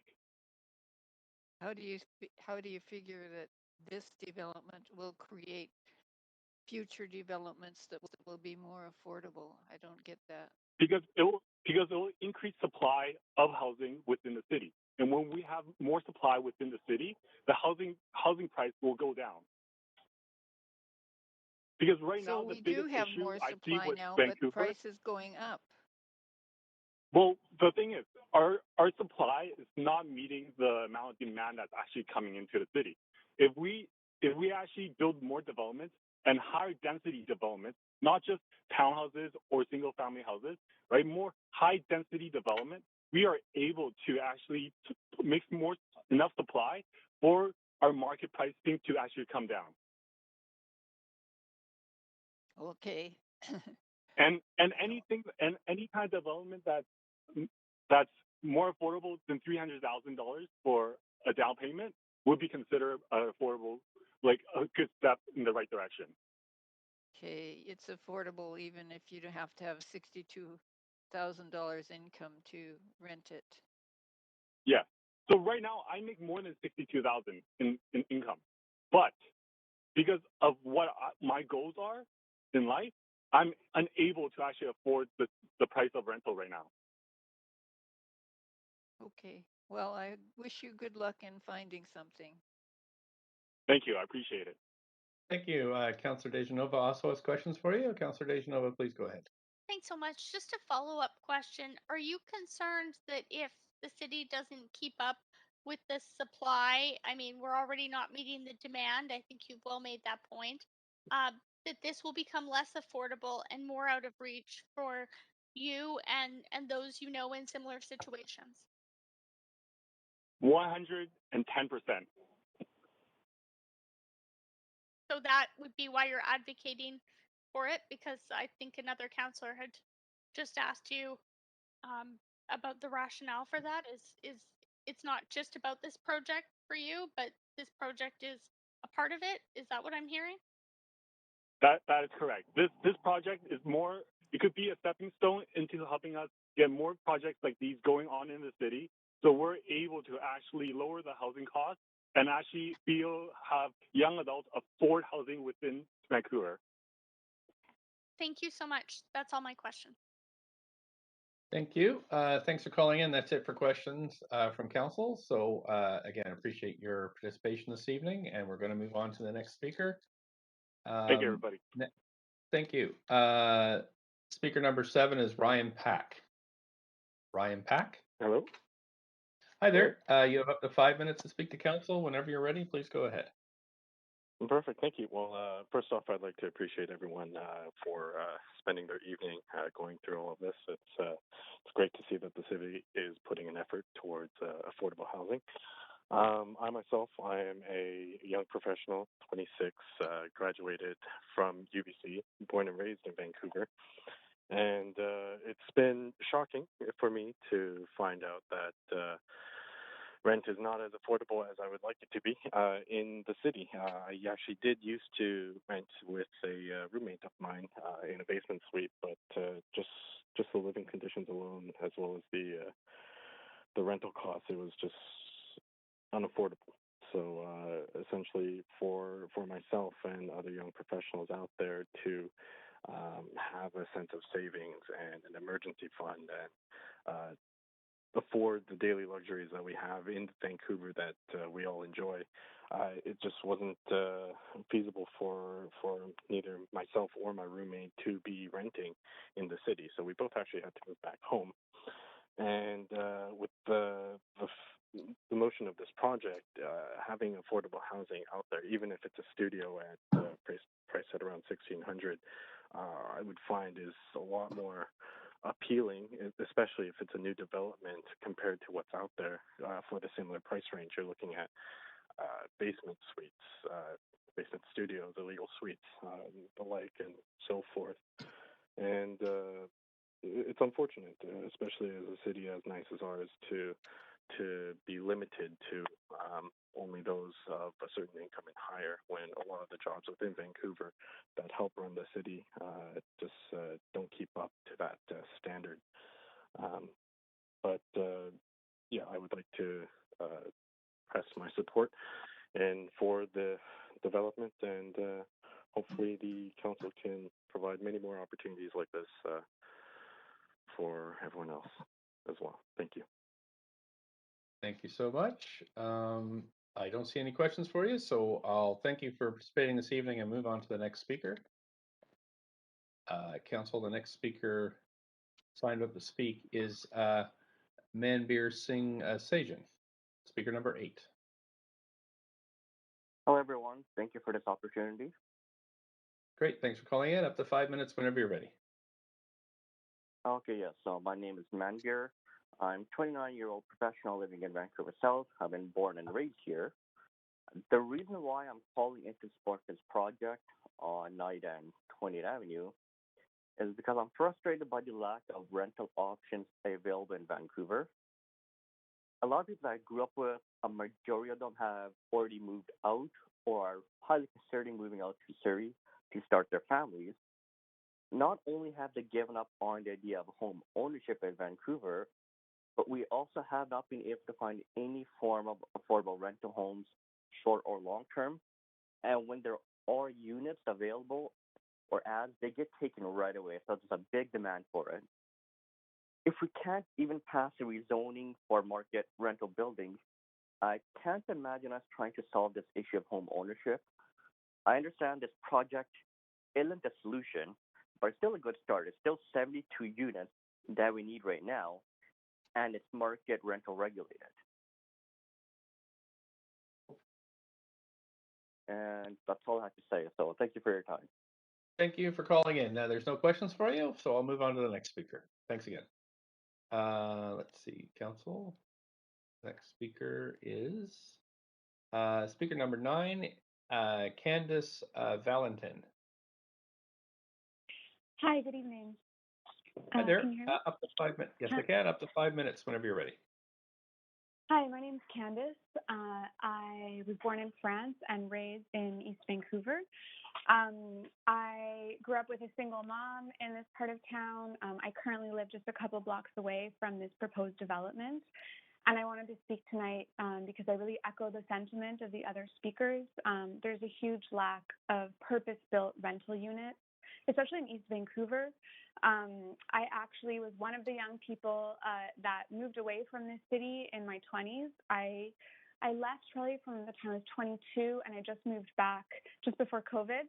And I moved away from Vancouver because I wanted to build a career in the arts. I was a writer, and now I work in film, which is one of the main reasons I moved back.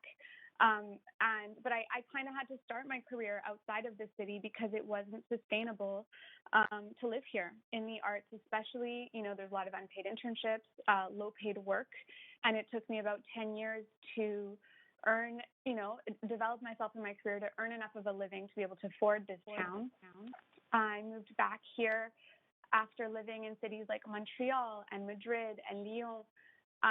And I couldn't help but notice in all of these cities, they're full, they're packed with dense neighborhoods, with buildings that are, 3 to 6 stories tall, in main arteries, with lots of public transit, lots of walking, mixed-use buildings. And these are also communities where owning a single-family home is extremely rare and a complete luxury. I don't know a lot of Europeans who expect to live and own a single-family home, but they do have the privilege of being able to live and grow their families in apartments, that are more than one bedroom. And there's a huge lack of that in this town. And it has a real impact on young people and also growing families. My husband and I right now live on the top floor of a house, which we rent. I love it. It's great. But I'm super conscious that if we had kids, I have no idea where we would go. I have friends who've moved all the way to Chilliwack to be able to afford a place to have a family. And I think it's a real shame. I really noticed a difference in the livelihood in Vancouver. I mean, obviously I moved back just before COVID. So, I recognize part of that is due to other reasons, but Vancouver is missing the livelihood of cities, even like Montreal, where you have more affordable housing and you can have diverse neighborhoods that are economically diverse, ethnically diverse, demographically diverse just by nature of the affordability. And I really hear, the thought that goes into, the questions from the council about pollution and all of that. But I just want to flag that I think perfect is the enemy of good. We really need more purpose-built rental units in this community, and renters shouldn't feel, at the behest of their landlords when they look for a place to live and feel the risk of being evicted at any time. So thank you so much, and thanks for your time. Thank you for your time. There are no questions from council, but really appreciate you sharing your story, and welcome back to Vancouver. We're going to go on to Harry Zhang, speaker number 10. Mayor, Harry is not on the line. Okay, thank you. We have Ann Roberts, speaker number 12. Hi. Hello, Hello. Mayor and Council. Hi. I did write a letter. I'm also, I'll be brief and try not to repeat of what was said. I am calling to oppose the rezoning. By the way, I've lived in Kensington Cedar Cottage now for 40 years, and actually not far from this site between Knight and Fraser, so very familiar with the area and what are the forces going on there. There's no question that we need more rental housing. My heart goes out to all the people who talk about the hardship. I have my own kids and family who are facing many of the same, but I don't think that's not. I'm not opposed to it because it's too tall or because it might block someone's view or the sun or something. Not any of those things. What my concern is that it's located on Knight. I'm saying it's it's not just that it's an arterial, a busy arterial, but it's the worst arterial in the city. As Councillor Swanson mentioned, the study that came out was so shocking about the level of pollution, and that it was particularly dangerous. It was that cocktail of emissions from the tailpipe, from tires, particulate matter coming from the tires, and the brake lining that put together make it so dangerous. So it caused the heart disease, asthma, various respiratory illnesses, developmental problems, dementia, on and on. So this is very serious. The researchers warn to think about locating whether you could actually put vulnerable people there, or where do we locate housing, all that.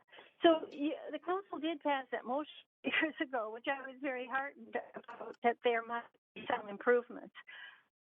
This is a bit discouraging to find that wasn't considered at all when considering Knight as one of the arterials where these kind of projects could be. So I think, we know that the high housing costs and the low vacancy rates mean the residents with the lowest incomes, the families with children, seniors, the people who are the most vulnerable are going to end up along this corridor. And so it is a challenge to how can the city say they're applying an equity lens to the development? How can they say that they're trying to determine that the same standards of health and safety are being applied equally to all residents? If we have a concentration along arterials, which has been a city policy for many, many years, besides the particular affordable housing programs, basically you end up using poor people, vulnerable people, people of color, indigenous community. You're using them as a buffer between the traffic, the pollution, and the noise, and then the single-family residences. I know the city is looking, council integrating these kinds of. Sorry, we're losing you on the cell phone. Oh, okay. this good now? Maybe. Not really. We're No? you're cracking up, but breaking up quite a lot. Oh, I'll try to move to. Can you hear now? Yep. Maybe It's I can. I don't know. Yep. We can hear you a little better now. Okay, I'll try to speak up. I'll be fairly then brief. So what I mostly am concerned about is I think actually that the risk is dangerous enough that council should remove Ninth Street as an arterial for this program. And then if council went ahead to approve it, I would urge you to apply conditions that are serious enough that could deal with the kind of pollution that is there, that would have like the air filtration, air purifiers, that would have the noise things that would, compensate in some way. When you look at those live-work studios, they're facing Ninth Street, the worst thing. So people are going to be there 24 hours a day. We are at the 5-minute mark, okay. so thanks. But you do Yeah, have a question okay. from Councillor Boyle has a question for you. Councillor Boyle, please go ahead. Yes, thanks so much. I certainly share your concern about using renters as buffers on these polluted arterials. And so I'm interested to hear, as a resident in the neighborhood, if the project were proposed a block or two in from the arterial, if you would support it. Well, I live a few blocks inside from these the arterial, and I would support it. I actually think I've been active in the community a long time. There's an enormous support for density, for more housing, for integrating more. It could be different sizes. You don't necessarily have to have 12 stories. I mean, that's something to be worked out of how to do that. But so far, Kensington Cedar Cottage has embraced that ever since the beginning, really, when city plan went. So, I don't know, exact details of how many floors are that to try to speak for the community. But I know in the past they've been very open to that kind of density. Okay, I'll leave it at that. Thanks so much. Thanks, Thank you. Councillor Swanson. Yeah, thanks so much for coming. I wonder if you could elaborate a little bit on some of the studies that show the health dangers of the pollution and compare Ninth Street with some of the other traffic corridors like the 401 in Toronto. Yeah, I think, the University of Toronto researchers worked with the Metro Vancouver, the engineers, as well as some other cities, and they looked at traffic pollution, across the country to try to look at different degrees of danger. And so they found that even though the 401, which is one of the busiest highways, certainly the busiest in Canada, and the busiest, one of the busiest in North America, that even though it had so much more traffic than Ninth Street, it didn't have anywhere near as much traffic pollution, and it didn't have the kind of dangerous kind. What the situation in Ninth Street is the many trucks that are going back and forth to the port, and so as I said, you get the emissions, you get the tire particulate, and the researchers warned that it's that combination, that soup, that can spread as much as 250 meters on either side of Ninth Street. So the schools along there, the people who live along there are now being exposed to a very dangerous level of pollution. Okay, and could you just remind council of you're retired now, I understand, but of your previous occupations, including being a city councilor and before that?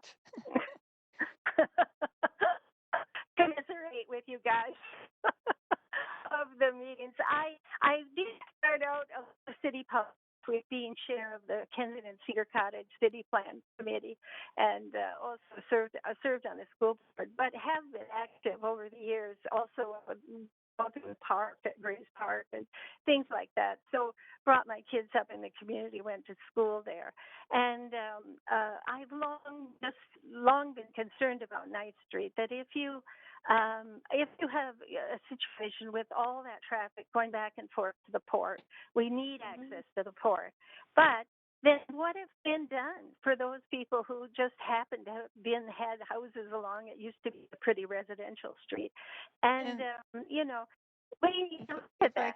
If I could Sure. Yeah. Just interrupt for a sec. You're also good at facts, right? You used to teach journalism and write for the Globe and Mail. Yeah. Yes, So you're not making this up? No, I've been doing a lot of research over the years over this, and then went through it over the last few days when I heard that this, when I did find out that this project was proposed. As I said, of course we need more rental housing, but not Ninth Street. Certainly, the exception could be made that not be one of the arterials, not the worst polluted place in Canada. Okay, thank you so much. Thank you. Councillor Dominato also has a question. Thanks, Mayor. Hi, Anne. Nice to hear your voice. Hi. A quick question for you, because this is not the first time that the subject of rentals on arterials has come up, but I'm curious about your thoughts around building housing on arterials in general, because it pre-exists, right? We have existing homes on most of our arterials, and this has come up on a regular basis. And just your thoughts on that, and what should we be doing differently from your perspective? Well, I think two things. That there's been a long history, and it's been politically feasible. It worked for the various councils over the time that you put people, and mostly these would be renters. Mostly it is poorer people who would end up in apartments. Especially when this began, it was before maybe expensive condos and penthouses that sold for 10. So you had that, and as I said, it became a policy then, and they were grudgingly accepted because they were on the arterials and they served as a buffer. Those buildings deflected not only the pollution but the noise. Grudgingly accepted, and so it's been a long-standing policy. I think we really have to move and have it much more open, the kind of density we have.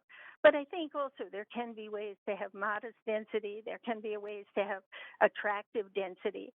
And I think it does work. If you look, excuse me, if you look at the neighborhood around, say, like Clark Drive, there's a kind of mishmash of 3-story, 4-story apartment buildings, and then single-family homes, and then duplexes, and, just a whole kind of variety thrown together.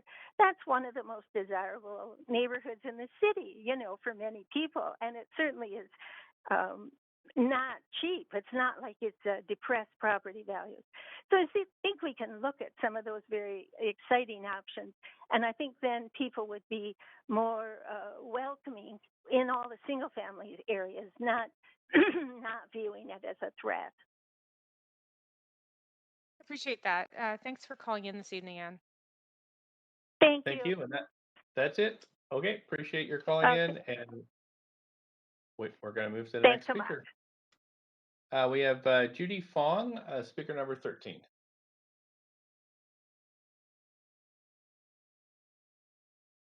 Judy Fong, speaker number 13. Speaker 13 is not on the line, Mayor.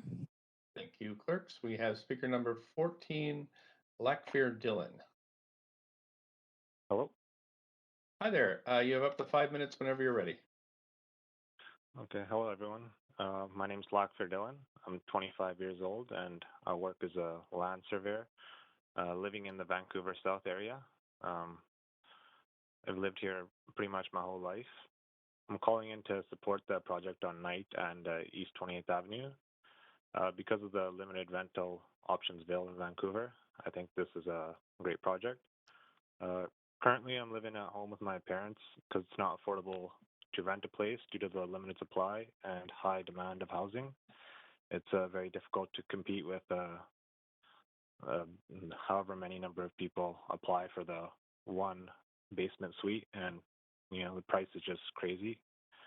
And buying a home or an apartment, it's extremely difficult.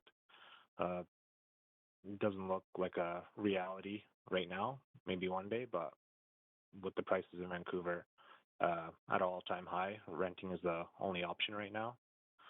I recently graduated from school last year, and friends that I've gone to school with, a lot of them have moved out of Vancouver. They've moved out to Coquitlam, New West, where it's a little bit more affordable. Being able to put like down payments on apartments, just because Vancouver is so unaffordable right now. I believe that this project is a step in the right direction, building these 72 rentals that are market rent regulated. It will allow for young people who are just starting out in their professional careers to have somewhere to live that would be more affordable than what's available right now. I believe the city needs to think about the younger generation, because if we continue on the path of only having single-family zoning, it'll be very hard for young individuals and young families to continue living in the city. Thank you. That's all I have to say. Thanks so much. Councillor Kirby-Young has a question for you. Okay. Go ahead, Councillor Kirby-Young. Yeah, thanks, Mayor. Yeah, thanks for being here to speak tonight. I have just one question for you, and I'm curious because it's great when we have different voices coming forward at council to speak. How did you hear about the project, or how did you get involved with speaking? Heard about it through a friend of mine.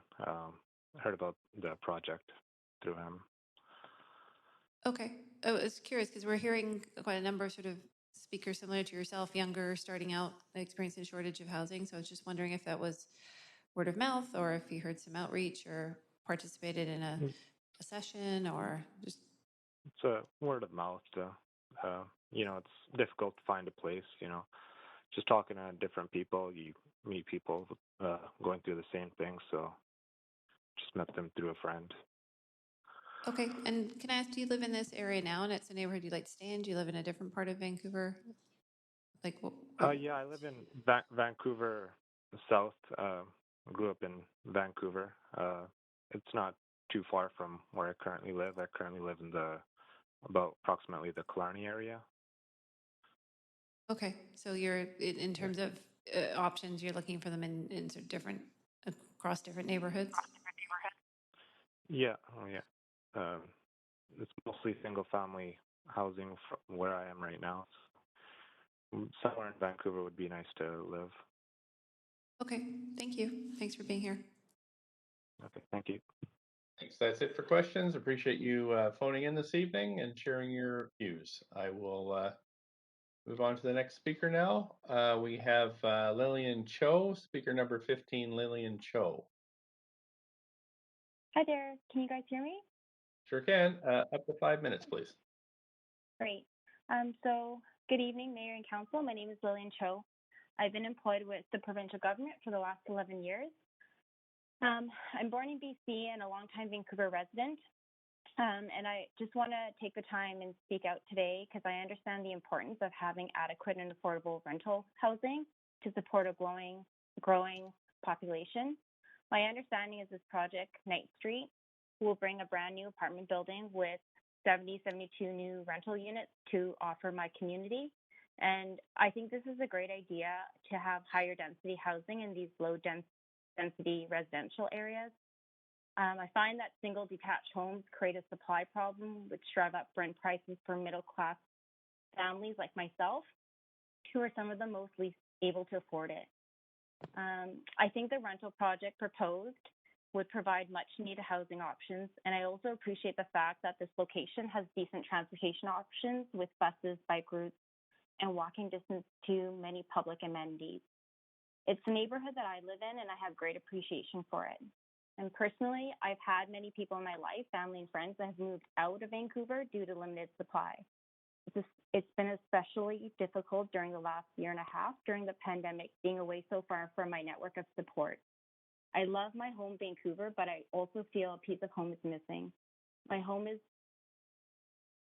is to have increase in rental properties that my friends and family can move back into. So just in conclusion, I'm in support of the rezoning application. I thank everyone for your time this evening. Thanks so much for your time tonight. There are no questions for you, but thank you for phoning in. Let's see, Council. We're moving on to Sharon Lynn, speaker number 16, Sharon Lynn. Hi. Hi there. Hello. You have up to 5 minutes whenever you're ready. Awesome. Perfect. Thank you for having me. I'm actually 26 years old from Toronto right now, and I'm looking into moving to Vancouver just on a year-by-year basis right now. And I support this secured rental market unit project because of the importance of housing affordability. So as you may know, Toronto is almost just as expensive, if not even more sometimes. So it's important for people like me who don't really see a benefit right now in the increasing cost of home ownership and permanent relocation to just have like many choices and vacancies for where I choose to work for the next few years until I settle down to purchase a property of my own. So right now, what I know is that there are rental vacancies below market value. And something like this would give me a better incentive to move into a city with less worrying about where to find my next job or any relocation costs. And I think this is pretty purpose driven because for people like me who are coming out of province, who've also lived in different provinces like Calgary, the inconvenience of relocating or finding a job just to meet the market level rent when a lease ends is really inconvenient, and it just makes me want to stay in my parents' house forever. So I think the proposal area for this, as someone who's only visited Vancouver for a few times, it's a great stimulus to support local businesses because of how convenient it is to like transit hubs. And it could support more interest in population growth from people in other provinces like me, and increase mobility for people with lower or medium incomes as well. And that is all. Okay. Thanks so much for your time tonight. There are no questions for you. Just want to say thanks, and we'll move on to the next speaker. We've got Peter Walker. Oh, yes, Peter Walker. Hi there, can you hear me? Yes, can. Please go ahead. Great, thanks. Thank you, Mayor and Council. I'm calling in to support these homes. Everybody who's paying attention knows there is a shortage of housing in this city, particularly for rental housing. The existing rental stock is full. For years and years, there's been a persistently extremely low vacancy rate. You know, my parents were immigrants to Canada. My mother was a refugee. They met in Toronto, and they're able to come to Vancouver without jobs, without connections, and build lives for themselves and their family here because they were able to find affordable rental housing in the West End. Now, that was in the 60s, and I worry that that is no longer possible. A previous generation built the West End, but now here we are fighting over individual low-rise apartments like this. And as a result, somebody can't just come to Vancouver anymore because there just isn't enough housing. It's all full. The city has an empty homes tax. The province has a vacancy tax. We have good data now on empty homes, and there just aren't that many of them. And we all know that if you allow these homes to be built, people will live in them. And that is itself, those people, a benefit to the community and to the whole region because the entire region is connected. If you don't allow these homes, the people who would live here, they'll have to live somewhere else. But because our housing is full, that means they'll either need to leave the city or push someone else out. Either way, that drives up rents and fuels sprawl and the climate crisis. And yes, it drives rents up. You have heard tonight from people who are middle income earners, at least, who are desperately looking for rental housing. And you know what causes rents to go up? That these people are competing with low income earners for basement suites and old apartments built in the 60s.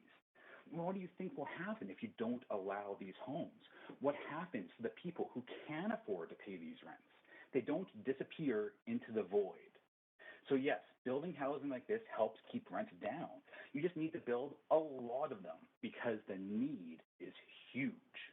I also want to observe that this project is brought under the Affordable Housing Choices Interim Rezoning Policy, and that policy expired in June 2019 under your watch. It was supposed to be replaced by the Rental Transition Zone Policy, but that also was not passed by you. It came back, reduced in scope, as a streamlining rental policy, but that was over a year ago, and it still hasn't been passed. I think it's in some sort of consultation limbo.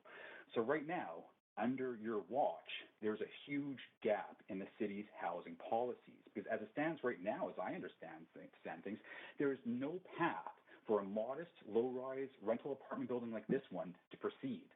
You've also heard about the problems with building housing on busy arterials, and I agree. I think it's a big problem that we only allow renters, for the most part, to live on busy, noisy, dangerous arterial streets. But right now, you don't have any policy that allows housing like this on quiet side streets. You let it expire without a replacement. So I urge you to pass these homes, because without an existing policy to allow for more of them, there's going to be a gap in the housing pipeline, and the city badly needs homes like these. So please support them. Thanks for calling in, sharing your thoughts, and there are no questions for you, so we'll say thanks for participating tonight, and move on to the next speaker. Council, the next speaker is Angel Trin, speaker number 18, Angel Trin. Mayor, speaker number 18 is not on the line. Okay, thank you.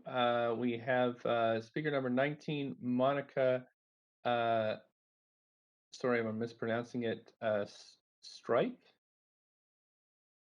Mayor, speaker 19 is not on the line. Okay, thank you. The last registered speaker is Jimmy Chan, speaker number 20. Hello. Hi there. You have up to 5 minutes whenever you're ready. Oh, thank you. I'm really oppose this proposal and also the location. And the reason is that area is a single-family housing area. And if with a 6-story building built up there with high density, and it would disturb the peace and quiet of the neighborhood. Okay, thank you. And also on the 4,400 block, it's just a short block. I wonder why the developer not taking the whole block instead of just taking 4 houses and left 2 houses behind, right? So, what about the people live in that house, and suddenly they found there's a huge building built beside their house? It's just disturbing them, and also all the privacy is gone. And also with the high density, increased density, and there's more traffic, and could be more crime, right? And also the Night Street is a very high traffic street. And also, if you have those high density building built up there, with the young children running and on the sidewalk, even though I walk on the sidewalk, I don't feel safe because there's a truck and pass by you, right? So it's very unsafe location.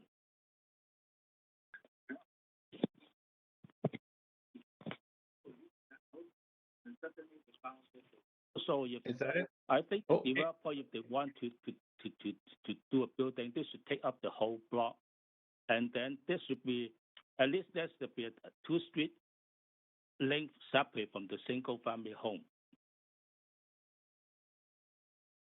If the rezoning is for the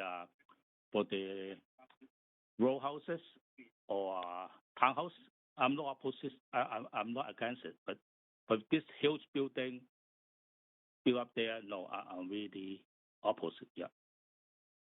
Thank you. Okay.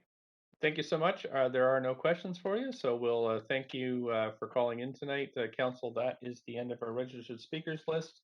But I am going to now call for other speakers. If there are anybody else who'd like to speak to this, please call 1-833-353-8610, code 53483, 53483 pound. And I'm going to ask the clerks, is there anybody in the chambers or on the line? Mayor, speaker number 4, Christina Chan, is on the line. Okay, Christina Tan, please go ahead whenever you're ready. Turn it off. Hi, Christina Hello? Tan. Hi there. Hello? You ready to go? Hi. Oh, yeah. So, speaking about this development, right? I agree that the younger people, they cannot afford.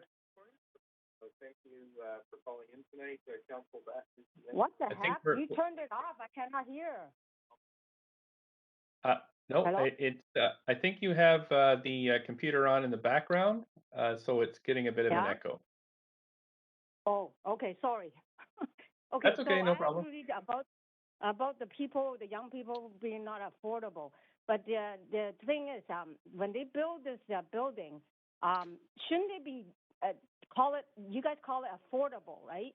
But when I look at the prices there, a studio is like they're renting out for $1,600. I don't know if I'm old age or whatever, but if the younger people consider this a studio, $1,600 rent is affordable.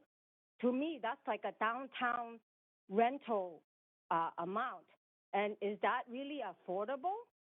Like for people? Yeah, $1,600, you can actually really pay a mortgage for that. So I'm not sure about this really, they call it affordable housing. Because affordable to me means like for a studio, maybe $1,100, that would be affordable, not like $1,600. So I don't know what it is, but that's my opinion. And second of all, when you build a building like that, would be more crime to the house that is not being built, the two houses that are not being built? Are they doing anything to the corridors, like building a fence or something like that to protect the houses that are not being built? That, and also why is it that they didn't purchase the whole block to build if they want more affordable housing? That's my opinion. Thank you. Okay, thank you for calling in. There are questions. Councillor DeGenova, over to you up to 5 minutes. Thanks so much. I was just hoping that you could elaborate a little bit on why you would think there might be more crime next to the building as if this is approved and it moves forward. Why would you think that there would be more crime next door? Because more people are living there, right, in the building. All lots of people going in and out, in and out. The parking would be less because they're only building not even half of what the units are. So obviously, when they're renting out, they only have 29 parking spaces. There won't be that much, and then so people would be finding parking or going across the corridors and the corridors to go to the parking, and the house that's next to the building. If they're not building a high fence or something, people can literally walk across to the house next door. Who knows what type of people it is?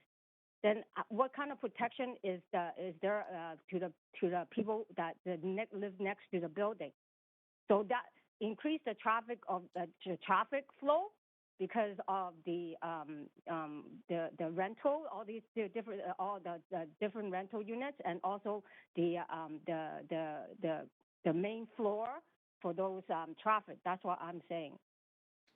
Thank you for sharing your opinion on that. I also was wondering, you had mentioned you weren't sure why they couldn't buy or why they didn't buy the whole block. Do you have any knowledge? I mean, it's obviously hearsay, yeah. but do you have any knowledge? Did they try to buy it? And maybe the other owner said, no, you can't? Well, one of the units says no, but then is it that's what the proposed person says, that because the city would object an orphan home. That's why they didn't buy. I'm not sure. So that's why I got on. Thanks for sharing your opinions with us tonight. Thank you. Okay, thank you. And that's it for questions. Thanks so much. I'm going to call a second time now. 1-833-353-8610 is the number to call. Clerks, with the second call, is there anybody else on the line or in the chambers?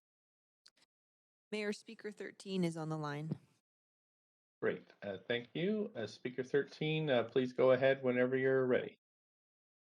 Yes, hi there. My name is Judy Fong, and I live in Vancouver, and I totally support this proposal.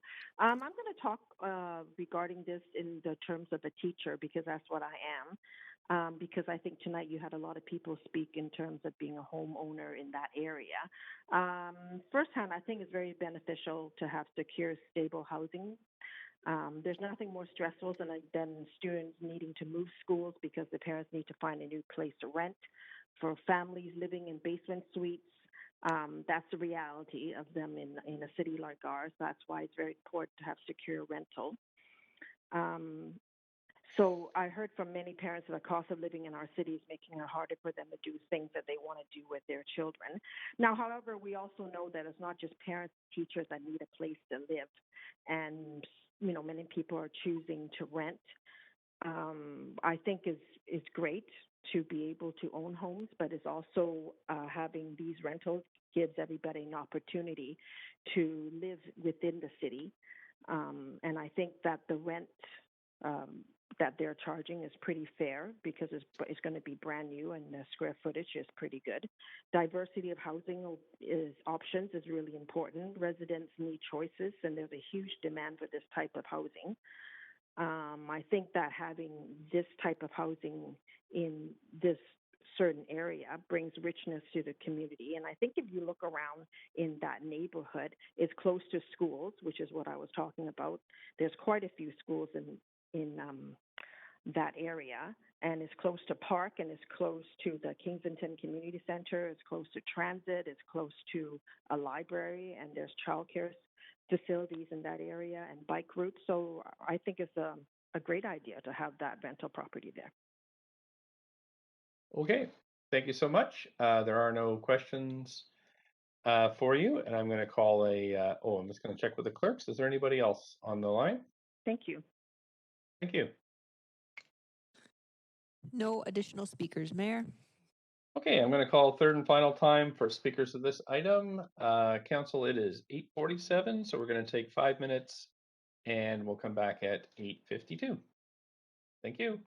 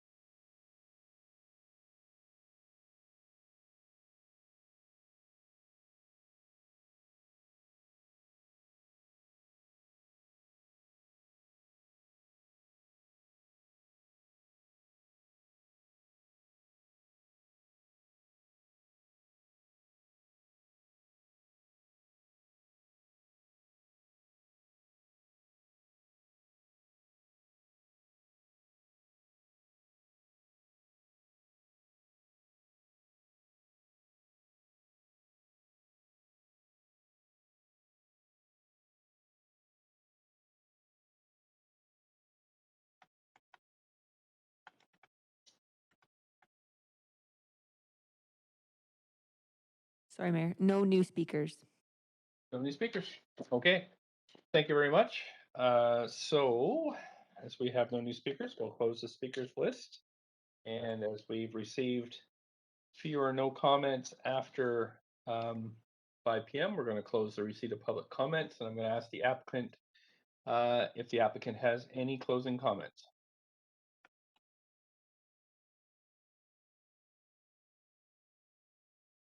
Applicant team, any closing comments? No closing comments from the applicant. Okay, thanks very much. Staff, any closing comments? There are no further comments from staff. Okay, thanks. Council, any questions for staff? I don't see any questions on, Councillor Bly, please go ahead up to 5. Thanks, Mayor. And I'm just looking for some clarity from staff around the sizing of the units. Okay.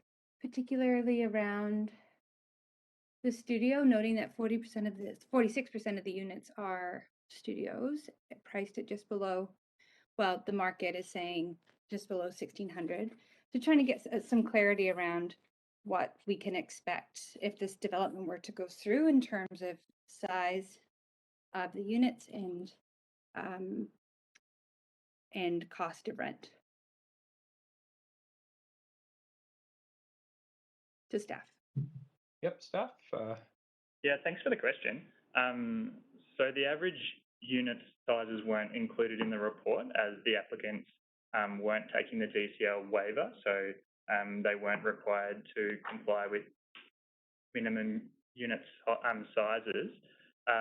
And so from the drawings, the average unit sizes for the studio spaces are approximately 33 square meters, which is 357 square foot. And that would be an average size that we would see in typical developments across Vancouver. Great. Could you just quickly go through the breakdown, just since you've got that information there? It's not in the report, but it's important. Yeah, sure. So the studios, as we said, were 33 square meters. The one bedrooms are 42, and the 2 bedrooms are 65, and the 3 bedrooms are 76. Sorry, do you have the square feet there? Just because that's typically what we operate in, and when we're comparing apples to apples. The 1 bedroom? Yeah. Yeah, so the 1 bedrooms are 456, and the 2 bedrooms are 700 square foot, and the 3 bedrooms are 823 square foot. And that's all on average. Okay, and then what we've got is the market rents. Okay, I'm just going to pause there and take a look at some information I have here. I'll come back on the list if I have more questions. Thank you. Sure. Thanks so much. Councillor DeGenova? Thanks so much. I was wondering, you had mentioned that the CAC contribution that had been negotiated would be going towards childcare in the area. I'm wondering if you can tell me, understanding that the CAC would be paid at the time that the development permit, if not before the development permit is issued. Is that correct, first of all? The CAC would be required to be paid at the time, if not before, the development permit is issued. Yeah, so the CAC would be required to be paid before the enactment of the bylaw, so before the enactment of the rezoning. So understanding that we have a reserve of CACs that don't exactly match up to, they were spent at the time that the housing that they are linked to was perhaps delivered. I'm wondering when you can project this childcare to be delivered, or So the the childcare that this would go towards, understanding there's not enough to provide a singular childcare here. Yeah, so the CAC funds would be pulled from a variety of projects, and those projects haven't been identified yet, but would be developed through the childcare plan in the future. Okay, but the delivery date of these CACs, like when we would see them realized in the community for childcare, would be So we what don't have year? that information yet. I don't think we have that information yet. Just saying it, the proposal's not has not been approved yet. Okay, so if it were approved, would we see those CACs delivered? Can you give me an estimate? 5 years, 10 years, 2 years?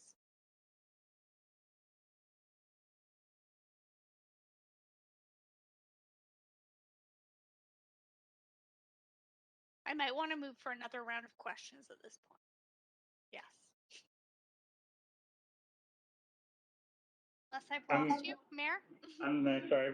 We don't have a specific timeline on that. It's just a pool of funds, and we don't have that set plan to spend those funds at this time.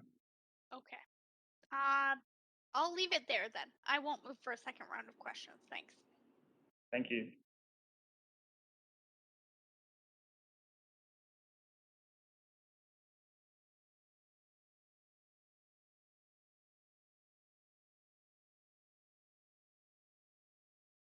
Mayor, I think you might be muted. I sure am. Councillor Boyle, it is over to you for 5. Thank you very much. And staff, I'm just wondering, there was some discussion about on arterial and off arterial rental housing and the policy program that this proposal falls under, being not being open to new applicants anymore. And so I'm wondering if staff can update us on when council might be hearing back on policies for making it easier to build rental housing off arterial. Yeah, sure. So as we've said, the AHC policy was approved in 2012, and then that was closed to new applications in 2019. So these types of applications would now come to council under the secured rental policy. And so the SRP that's currently being reviewed by our housing policy team, that removes the majority of Knight Street from the land that can be rezoned. And so these updates will be presented to council on November 4th. Okay. November 2nd. I have many other questions about that, but I'm conscious they're policy questions and they're not specific to this project. So I am going to reluctantly hold them and really look forward to hearing more about those options in November. Thanks for that. Okay, thanks. Councillor Bly. Thanks, Mayor. Yeah, just a quick follow-up. I'm just curious where the information is that where does staff gather their information based on average rents? And do we calculate that on a per square foot basis? So the average rents are taken from the 2019 CMHC rental market survey, and the average rents that we showed in the presentation were for buildings completed in the year 2011 or later on the east side of Vancouver. Okay, so I'm looking at a report that talks about a $3.14 per square foot is the average rent in August for downtown Vancouver. And it's a rental platform that does a bunch does the number crunching for on a monthly basis. So I guess my concern here is just trying to reconcile the size of a 357 square foot apartment for $1,600 is well above $3.14 per square foot, which is the average rent right now. So, and granted, new buildings and what have you, there'll be some impact there. So I'm just going to have a quick follow-up question, if I may, and that is regarding. Well, I have a question around mental health. I have a question around the research that we do as in city planning when it comes to livability and the size of a livable unit, and how that. My concern here is the proportion of studio apartments in this proposal at 46%. So I'm just trying to understand where does staff sort of wrestle with that, or do you at all? And if you do, how can council start to sort of responsibly consider applications like this when the livability of these units is, I would say, well below what we would typically see come forward and typically have in terms of available rental stock in the city? Yeah, thanks so much for the question. I'll pass this to our senior housing planner, who will be able to help us out with this answer. Thank you, Jim, and thanks for the question. I think that if I can understand your question, there's a couple of questions in there. The first has to do with how we would look at the average market rental rates, and Jim is correct that we would look to CMHC data to be able to determine what the average market rental rates are. But then your follow-up question, as I understand it, also has to do with the number of studios and then the size of those studios. I'll note that the applicant isn't taking the DCL waiver, and if they were to take the DCL waiver, there's a maximum unit size, and they're over the maximum, which might be part of the reason that they're not taking the waiver. But right now, the city, as I'm sure you know, has a policy with regards to securing a family unit mix of 2 and 3 bedroom units. But we don't have a specific policy around the total number of studio of ones. And when we see a higher number of studio units, we do often recommend, although we can't require, that they try to convert those into either 1 bedroom units or even better, the family unit mix. That we just don't have as many 2 and 3 bedroom units in these projects. Unfortunately, with policy, it's just we don't have the policy to require it. Does that answer your question or questions? Yes, it does. Thanks. And actually, Councillor Bly, I'll let you go over time here because you've had a few chunks of time. So although your clock says 4:22, I've now given you an extra 30 seconds. So I will move on to Councillor Dominato. Thanks, Mayor. And yeah, just a question to staff. We have an amendment coming from another councillor, and I just wondered if you could address it now in terms of the question of adding conditions to this application with respect to pollution mitigation, and is that something we've done in with previous applications? Is that already included within conditions within the application? If you could just comment on that.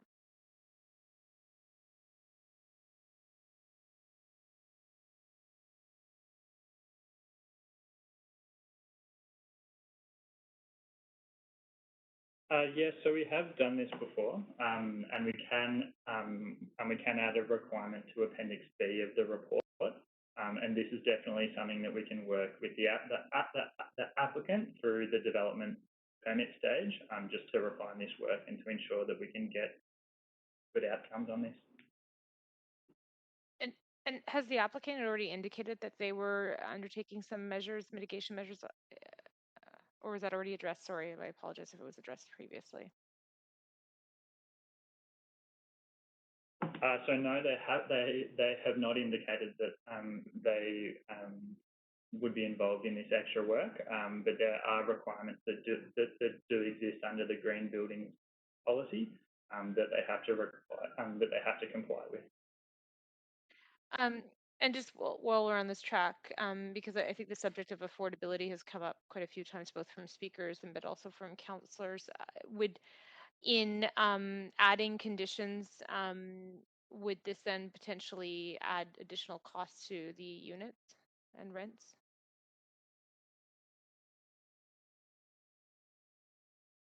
Yes, so these things could add extra costs, but we would seek more clarity on this kind of at the DP stage with that applicant, and work through this just to try and maintain that balance of affordability, but also the performance of the building in terms of pollution.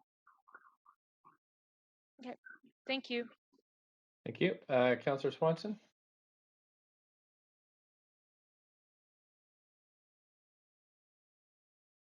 Councillor Swanson, I think you might be on mute.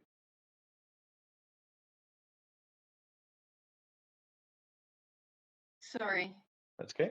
I thought I heard staff say something about removing Ninth Street in a report that's coming up about rental housing. Could you maybe elaborate on that? What is Ninth Street being removed from and why?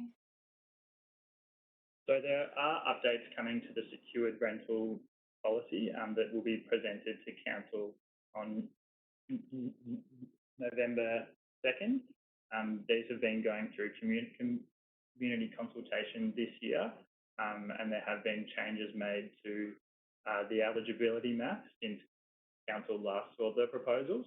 At this stage, they're still being developed and there's no final plans, but do expect to see some changes being presented to council on November 2nd. So why would Ninth Street be being removed? Is it because of pollution? So not specifically, no. There's a number of locational requirements included in the new secured rental policy. I haven't been involved in the development of the policy and I don't understand all the finer details, but this is definitely something that will be explained to you in full at the November hearing. Okay, thanks. Thank you. That's it for questions from council. So I guess we can have somebody move the report. So moved, Councillor DiGenova. Thank you. Seconder. Councillor Boyle. Thank you, Councillor Boyle. Okay, we're in the debate now. Councillor Swanson. Yep, I submitted an amendment around the Okay. pollution. Basically, to ask staff to require the applicant to ensure pollution mitigation measures are incorporated into the design. Okay, thanks. And that's on the public screen, council, if you Point of order. need to see it. Yes, Councillor DeGenova.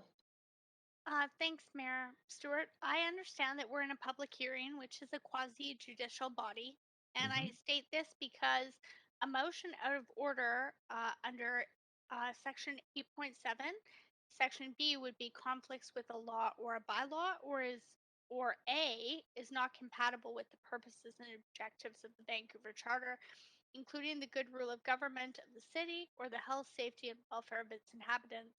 And I just wanted to state that I believe that we already, in our greenest city policies, are addressing this. And to make one specific um, application comply to something that we have not made the rest comply to, I think would be unfair. It would be against the rule of good government. And I think it conflicts with a law or a bylaw, as in we do not currently have one. As Councillor Swanson just asked a question, it's coming forward at a later date. We have to hold this to the policies that we So have now.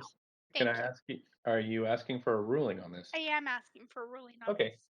thanks so much. I will, so you're asking if this is in order, and I will, and you've named your specific parts of the charter.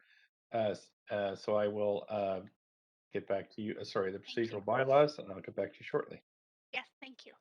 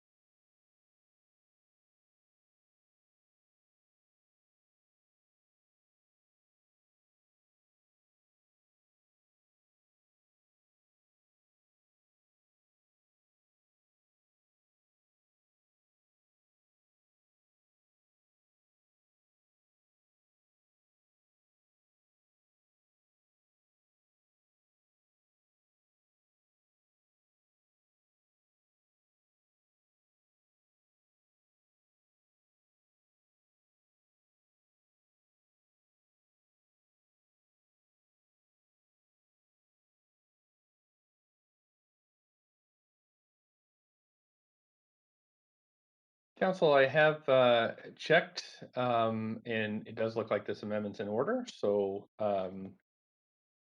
we'll move ahead. Councillor Swanson, you still have the floor, and your clock's running. Well, I just think it's really important that we start looking out for the health of people who live on arterials, especially with these studies coming out that are looking grimmer and grimmer. Yeah, that's just basically it. Okay, do we have a seconder for this amendment? Second by Fry. Okay, thanks. We're on amendment queue now for debate. Councillor Dejanova? Thanks very much. I understand that unintended consequences often can lead us in the direction that we have not intended in our policies and in our city.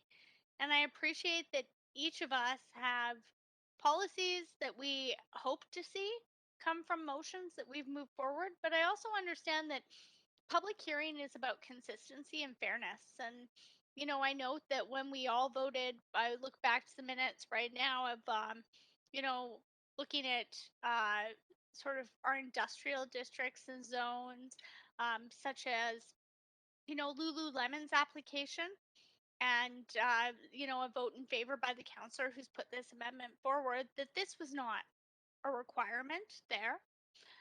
However, that was voted for by that councillor, including the money that would go with it for the childcare. There is money for childcare here. There are new homes that we've heard passionately from the public, some people who are looking to be able to afford a home desperately right now. And I also wonder if this will set a precedent that we will have to deal with later on. Will we do this to a nonprofit that comes to us with an application on Ninth Street? So I certainly will not be supporting this for that reason. I think that the goalposts in public hearing have to be that we adhere to policy, that we don't just tack on additional costs that will. And, you know, I appreciate this because last term I sounded like a broken record, but it literally comes down to passing those costs on to the renter, to the homeowner, to those who are struggling to be able to survive. And, you know, when we look at square feet, you look at that 1 square foot you may never use in your home. To a renter, that cost is vital. So for these reasons, I will not be supporting this amendment, although I do support overall us trying to make our city not only cleaner and greener, but healthier. But at the same time, I think to unilaterally uh, apply this to one specific rezoning is unfair. And I think that it could actually hinder the costs that we see now. It could make the pro forma unworkable. I'm not sure what that will mean. And if we hear from a nonprofit that's providing housing 2 blocks down on Ninth Street, that they're, you know, if they come to public hearing, they're not held to these same criteria, how is that fair? So I look at us as a quasi judicial body when we sit in public hearing. And that's the reason I will not be supporting this. And I want to make that very clear because I do support overall finding ways to mitigate, you know, pollution. But at the same time, I think that we have to look at treating this fairly and what we could lose here. In some cases, this council has voted against townhomes or 13,000 square foot homes. You know, when we look at, okay, Lululemon will pay money for a daycare and we'll take that CAC. Okay, well, I guess we didn't consider pollution in the industrial district, which may have actually more pollution in it than when I think about Ninth Street and, you know, some of the mitigation factors that we'd be looking at here. So I know how expensive it is in a pro forma to add an environmental not only study but mitigation like this. And I would urge my colleagues just to vote against the project if they're going to vote for this, because I'm not sure that the pro forma will be workable, but we can't even ask the applicant. Thank you. Councillor Carr. Yeah, thanks. I'm going to be supporting this amendment. And I just want to make note for counselors that actually the purpose of zoning is around health and safety. Well, there's other reasons too, but the history of zoning is very much around the protection of public health and welfare, in separation of buildings, protection from fire. So there's a whole range of elements of zoning that point to this, and I think that mitigation measures around pollution is it's something we should be looking at. And it's not yet in all of the bylaws, but there's always a starting point, and it can move forward from there. But I mean, I think we've certainly made huge moves in terms of mitigating climate change by the design of our buildings. That's definitely part of the building bylaw and incorporated into zoning. So we often take on major social issues, as I say, for the protection of the health and well-being of residents through zoning moves. So that's why I'm supporting this. Thank you. Councillor Kirby-Young?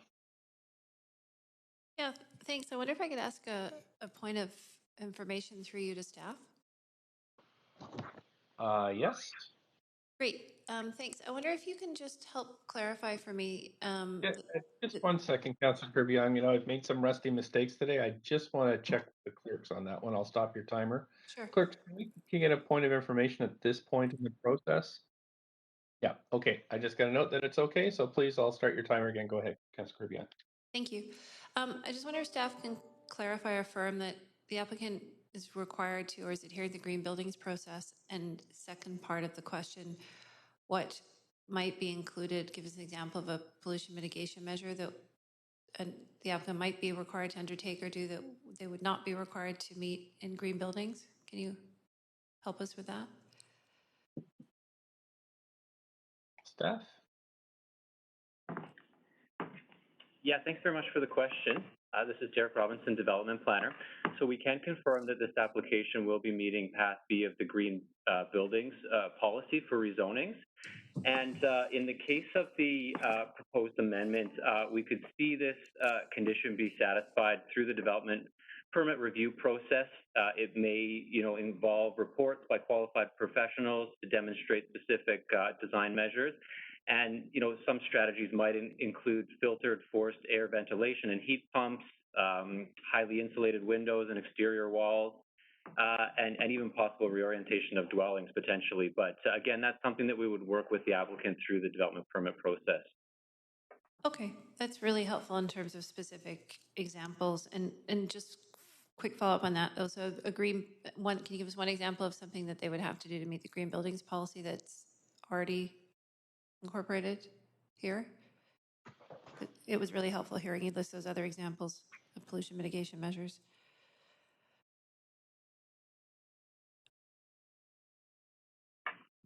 Yeah, thanks for the question. The Green Buildings Path B policy really focuses on energy modeling. And so there are specific targets that they need to meet. And the intent is that it can be flexible in how they meet it. But so it's really the outcomes that it's focused on. And there's some flexibility in how they're meeting it. But unfortunately, the architect would be better to give you specific examples in this case. Okay, so more outcomes as opposed to specific features. Fair reflection back? Yeah, that's correct. Okay, thank you. I'll leave it there for now. Thanks, Mayor. Thanks, Councillor Fry. Yeah, just really quickly to lend my support to this amendment. I think it is important, and I think our function through public hearing and when we approve developments and stuff, we'll often make specific considerations for specific locations. For instance, like flood level mitigation down in East Fraserlands and stuff like that. And I think it is important to recognize that we're talking about a designated truck route that is seeing an incredible amount of increased truck traffic from the port expansion on this very road. And we know that diesel particulate matter has some pretty significant health impacts, everything from cancers to low birth weights, children. and that it is in many respects somewhat more manageable because diesel particulate matter is so much larger in physical size that it can actually be filtered through some kind of mechanical systems that are not necessarily terribly expensive either. It's really just a matter of putting the appropriate filter on the air intake system, for instance. So I do support this. I think it's an important consideration, and hopefully we see more of this kind of consideration coming forward in proposals as a matter of process and procedure. To take in those sort of environmental considerations, and so that it doesn't have to be an amendment, but it's just a matter of fact kind of thought that goes into this work. So happy to support it and the project in general. Thanks. Councillor Swanson? Yeah, I just wanted to say that I am happy if we are setting a precedent with this.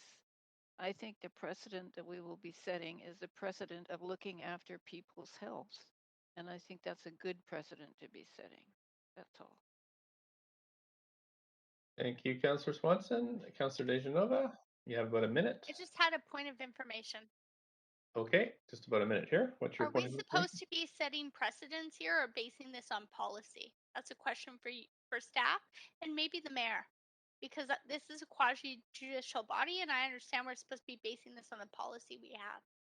Oh, it's just about we're judging a particular project. I understand. I'm just wondering if this fits policy, if this amendment is in our policy currently. I think the key, the ruling on the out of order is that if it violated bylaws, then it wouldn't be allowable, but So if I could hear from staff on the rest of that, that would be great. well, it's a bit of a rhetorical question, so. I asked you and staff, and my time's beating up, so Yeah, I it's a bit suppose rhetorical. If it's staff not rhetorical. It's my question. You don't get to decide if it's rhetorical, I do, Mayor. and we're out of time, so. Of course. We're My gonna voice move. has been silenced again. Okay, so that's it for questions to staff, and so we're going to go to the vote on this amendment.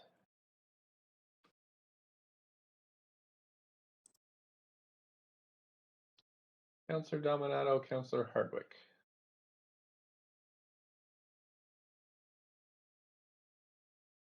Whoops, works.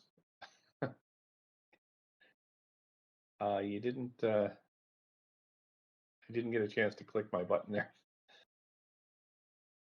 for the vote. I usually just click vote assist to vote myself.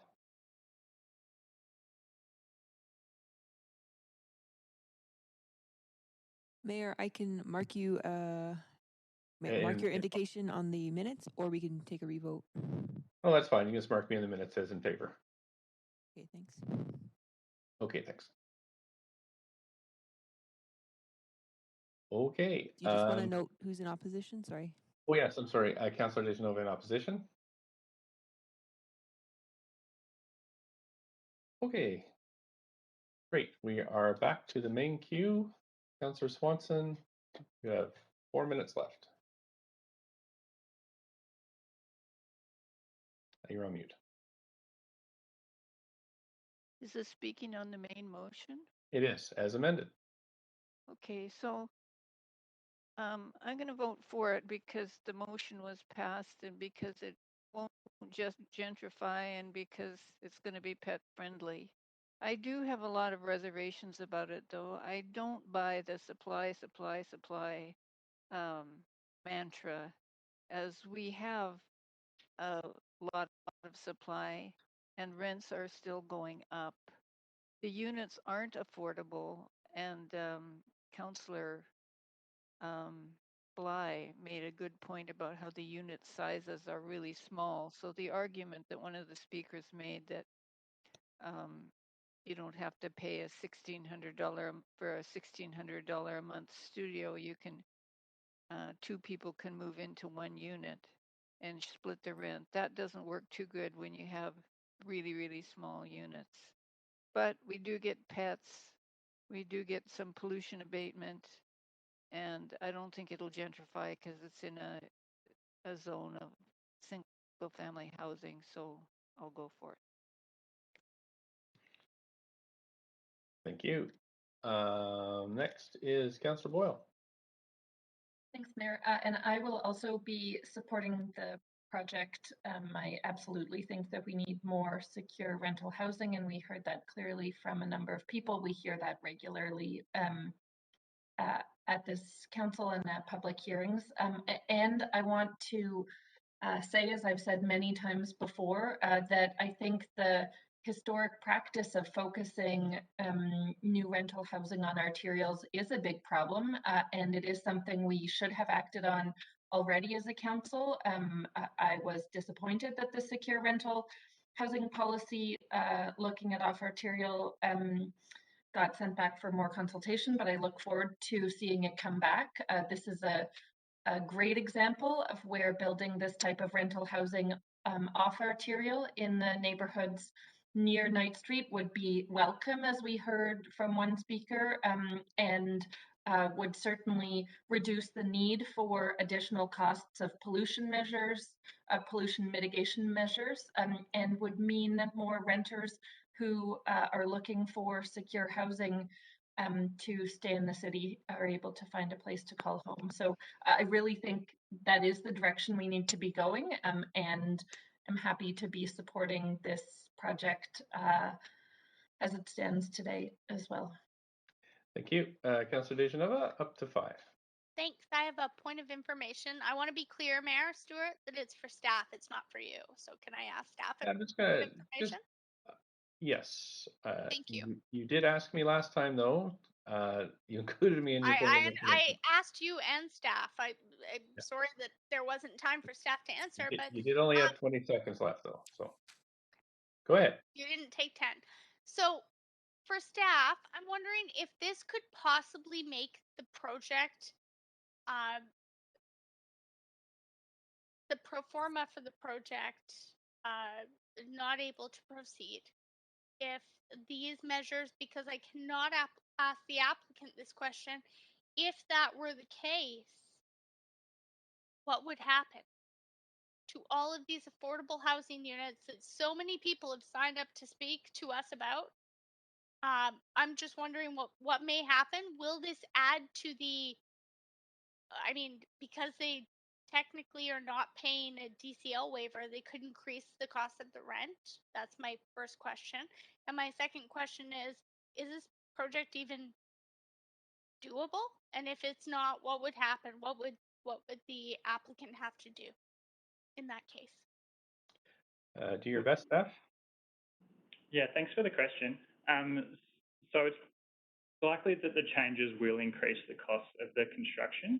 However, we don't know what that is yet, as we haven't done the detailed work to work out those costings.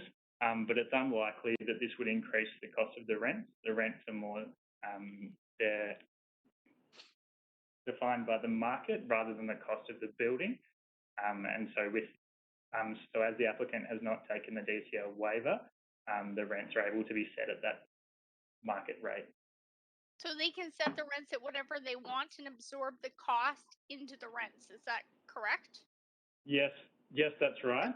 But it's unlikely that the rents would go above the market rate. Okay, but in the extra time that it may take them to do this, market rates may rise. Is that correct? So there may be some extra time involved in redesigning some of the elements of the building, but I don't think that those changes would push the project out for much time. Can you tell me, I'm sorry to put you on the spot, it's not like you had this amendment much in advance, but wondering if you could tell me how far that could push the project out, considering now that the city must scrutinize and oversee this? Yeah, thanks for the question, but I can't estimate that time. I don't have the information on hand. Okay, but is it fair to say that it could add time to the pro forma? So there would be no time in the pro forma, but I mean, there could be some. No, but it could add costs. Is that fair to? Is that a fair assumption at this point? So it may well add costs, but at this stage, we don't know. Okay. And then another question that I have is, if we apply this to this specific development on Ninth Street, would we need to apply this to every other specific development on Ninth Street to ensure that we met our public hearing, our public hearing procedures? That we treat all procedures by policy? As Councillor Carr very much noted, this is not yet in the bylaws, but it may be eventually. So I'm just wondering if we treat every project this way now. So the requirement is not a change to the policy across the board. It's just one amendment to this project. Yeah. Okay. Thanks very much. I will say that I will be voting for this, and I think that it's extremely unfair that it's picked and choosed among specific applicants. I would have expected to see the councillor who moved the amendment to this move this in the industrial area, where I was prepared to move forward with the Lululemon application, but the councillor said that they were happy that there was a cash contribution, a large one of over millions of dollars to daycare. So they took that, but didn't require any pollution mitigation. But here there is. So I would expect to see that from the councillor at every single application then, until it becomes policy. Otherwise, it's just not fair, I would say. And I think we have to be fair here, or else people may not stop lining up at the City of Vancouver, and they may in fact choose to build housing other places. But I want to thank the speakers for coming as well, and that's all I'll say. And you did start my clock a little bit early there. Thank you. Thank you. Unlike the other two applications that we heard earlier, this one and the next one do refer to the Housing Vancouver strategy as precedent for this policy. My analysis has shown that this policy is fundamentally flawed as it's based on erroneous underlying assumptions. As we learned this summer, data that we have been seeking to justify this housing policy has not been made available because allegedly the city does not have it. So while this continues to be the situation, it makes making decisions based on these policies problematic for that reason. As was the case for me before the break, but for slightly different reasons now, I'm going to be forced to abstain on this. It has its merits, but again, every decision based on flawed policy is called into question on that basis. So I just wanted to express my rationale, and I'll leave it there. Thank you. Councillor Bly. Thanks, Mayor. I just have a point of, are we allowed to make, yeah, point of information to staff. Yeah, yes. Just to confirm that the policy that this application has come under is no longer active or taking new applications. Is that correct? Sorry, one more time. My question to staff is that the policy by which this application has come in is no longer active or taking on new applications. I'm just verifying if that's true. Yeah, I will just double check with staff on that one. Staff, go ahead as a point of information. Thanks for the question. Yes, that's right. This policy stopped taking new applications in 2019, and this project has been grandfathered in through that policy. Okay, and do we have any other in the pipeline under this policy? Yes, so we have one more item on the agenda for this evening that's under the AHC, and I understand that there may be more projects, but I don't know the updates or the timelines on those projects. See. Okay, that's helpful. Thank you. I'll be following up with questions related to the part of the policy that links sort of what I see as being staff's ability to work with the applicant to ensure that we are holding livability standards to the highest possible standard. 46% of the units at 320 square feet is too many, in my view, for a balanced community, for a balance of units. And you know, I think at the end of the day, it goes without saying that mental health is a crisis that we are also dealing with, is particularly in the city of Vancouver. And the sort of silent mental health crisis is young people ages 22 to 35, 40 who are living alone in small spaces that they can't afford. And over 45% of their income is going to pay for the rent in these small spaces. And we need to be, I believe, very mindful that it's not all secured rental all the time anywhere at all costs. We have to look at the merits of each project and make sure, are we actually doing right by those that will be said that will be expected to live in these units. And what we know is there are buildings across the city that have taken 6 months or more of similar unit and rental cost makeup as this building, that are not being filled right away because people are looking elsewhere before having to make this choice. I don't think it's the ideal. I think the live work spaces are excellent. I think the townhomes off the laneway are good. There's a lot of Councillor Swanson's amendment is a good addition, but this piece of it, I think, is we haven't really. This application to me is not in the best interest of the people that will be living in the close to 50% of this building at the end of the day. And when I first saw this project a long time ago, I brought that up, and I still have major reservations about what's been brought forward. Having said that, it fits in the policy, and that's what we're supposed to be deciding on here. So I am going to abstain from this particular vote on this project because I can't really support it for the reasons that I've already articulated. And I hope that we continue to do everything that we can and put policy forward that's really going to ensure that we have a reasonable level of livability for people who are expected to work and pay and live in these units. So I'll leave it there. I recognize there's a housing shortage. I recognize our vacancy rate is low, but I still think we need to do our best to look at each application as they come in and make decisions on each application, and use that opportunity and our responsibility as elected officials to push back when we have to make sure that we're not just looking at dollars and cents in these projects, but we're actually looking at quality of life. And so I'll leave it there. So much. That's it for speakers on this debate of this item. So I'll move us to the vote.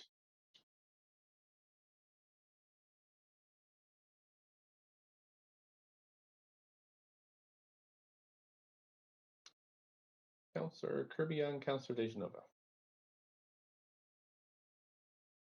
For whatever reason, I'm hitting my button and it is not working. So if I could please Okay. have a vote assist in favor. Thank Great. you. Yep, no problem, Councillor Dejanova. Okie doke. And that has passed with none in opposition. Great. Thanks, Council. We have one item left on our agenda this evening. There are a whole pile of speakers that are, well, I wouldn't say a whole pile, not like some other hearings that we've had, but there are a large number of speakers. Let me just look here on the list. I'd like to move to the reserved date, Mayor Stewart, if that's okay. Okay, I just want to move a motion to recess. I am on the queue. I'm sorry if it's not the right time. I was hoping that was helping out in what you were saying. Yes, thank you. Just explaining to the council that at 9:40, probably won't get through it. We could extend past 10 o'clock, but I do know it's been a very long day, having chaired all three meetings. So a little punch drunk at this point. Happy to move that as we have another meeting tomorrow morning. So we would recess until Thursday evening at, I believe, at 6 o'clock to hear item number 6. You're the seconder for that one? Second. Thanks. Let's do a verbal vote. All in favor say yay. Yay. Yay. Yay. Opposed, nay. Thanks very much. So we are recessed. Clerks, can I just double check with you that we've done everything right here? Good to go, Mayor. Thank you. Great. Okay, thanks staff and everybody for a long day, and we look forward to seeing you tomorrow. Thanks. Bye-bye. Mayor, thanks, staff. Right.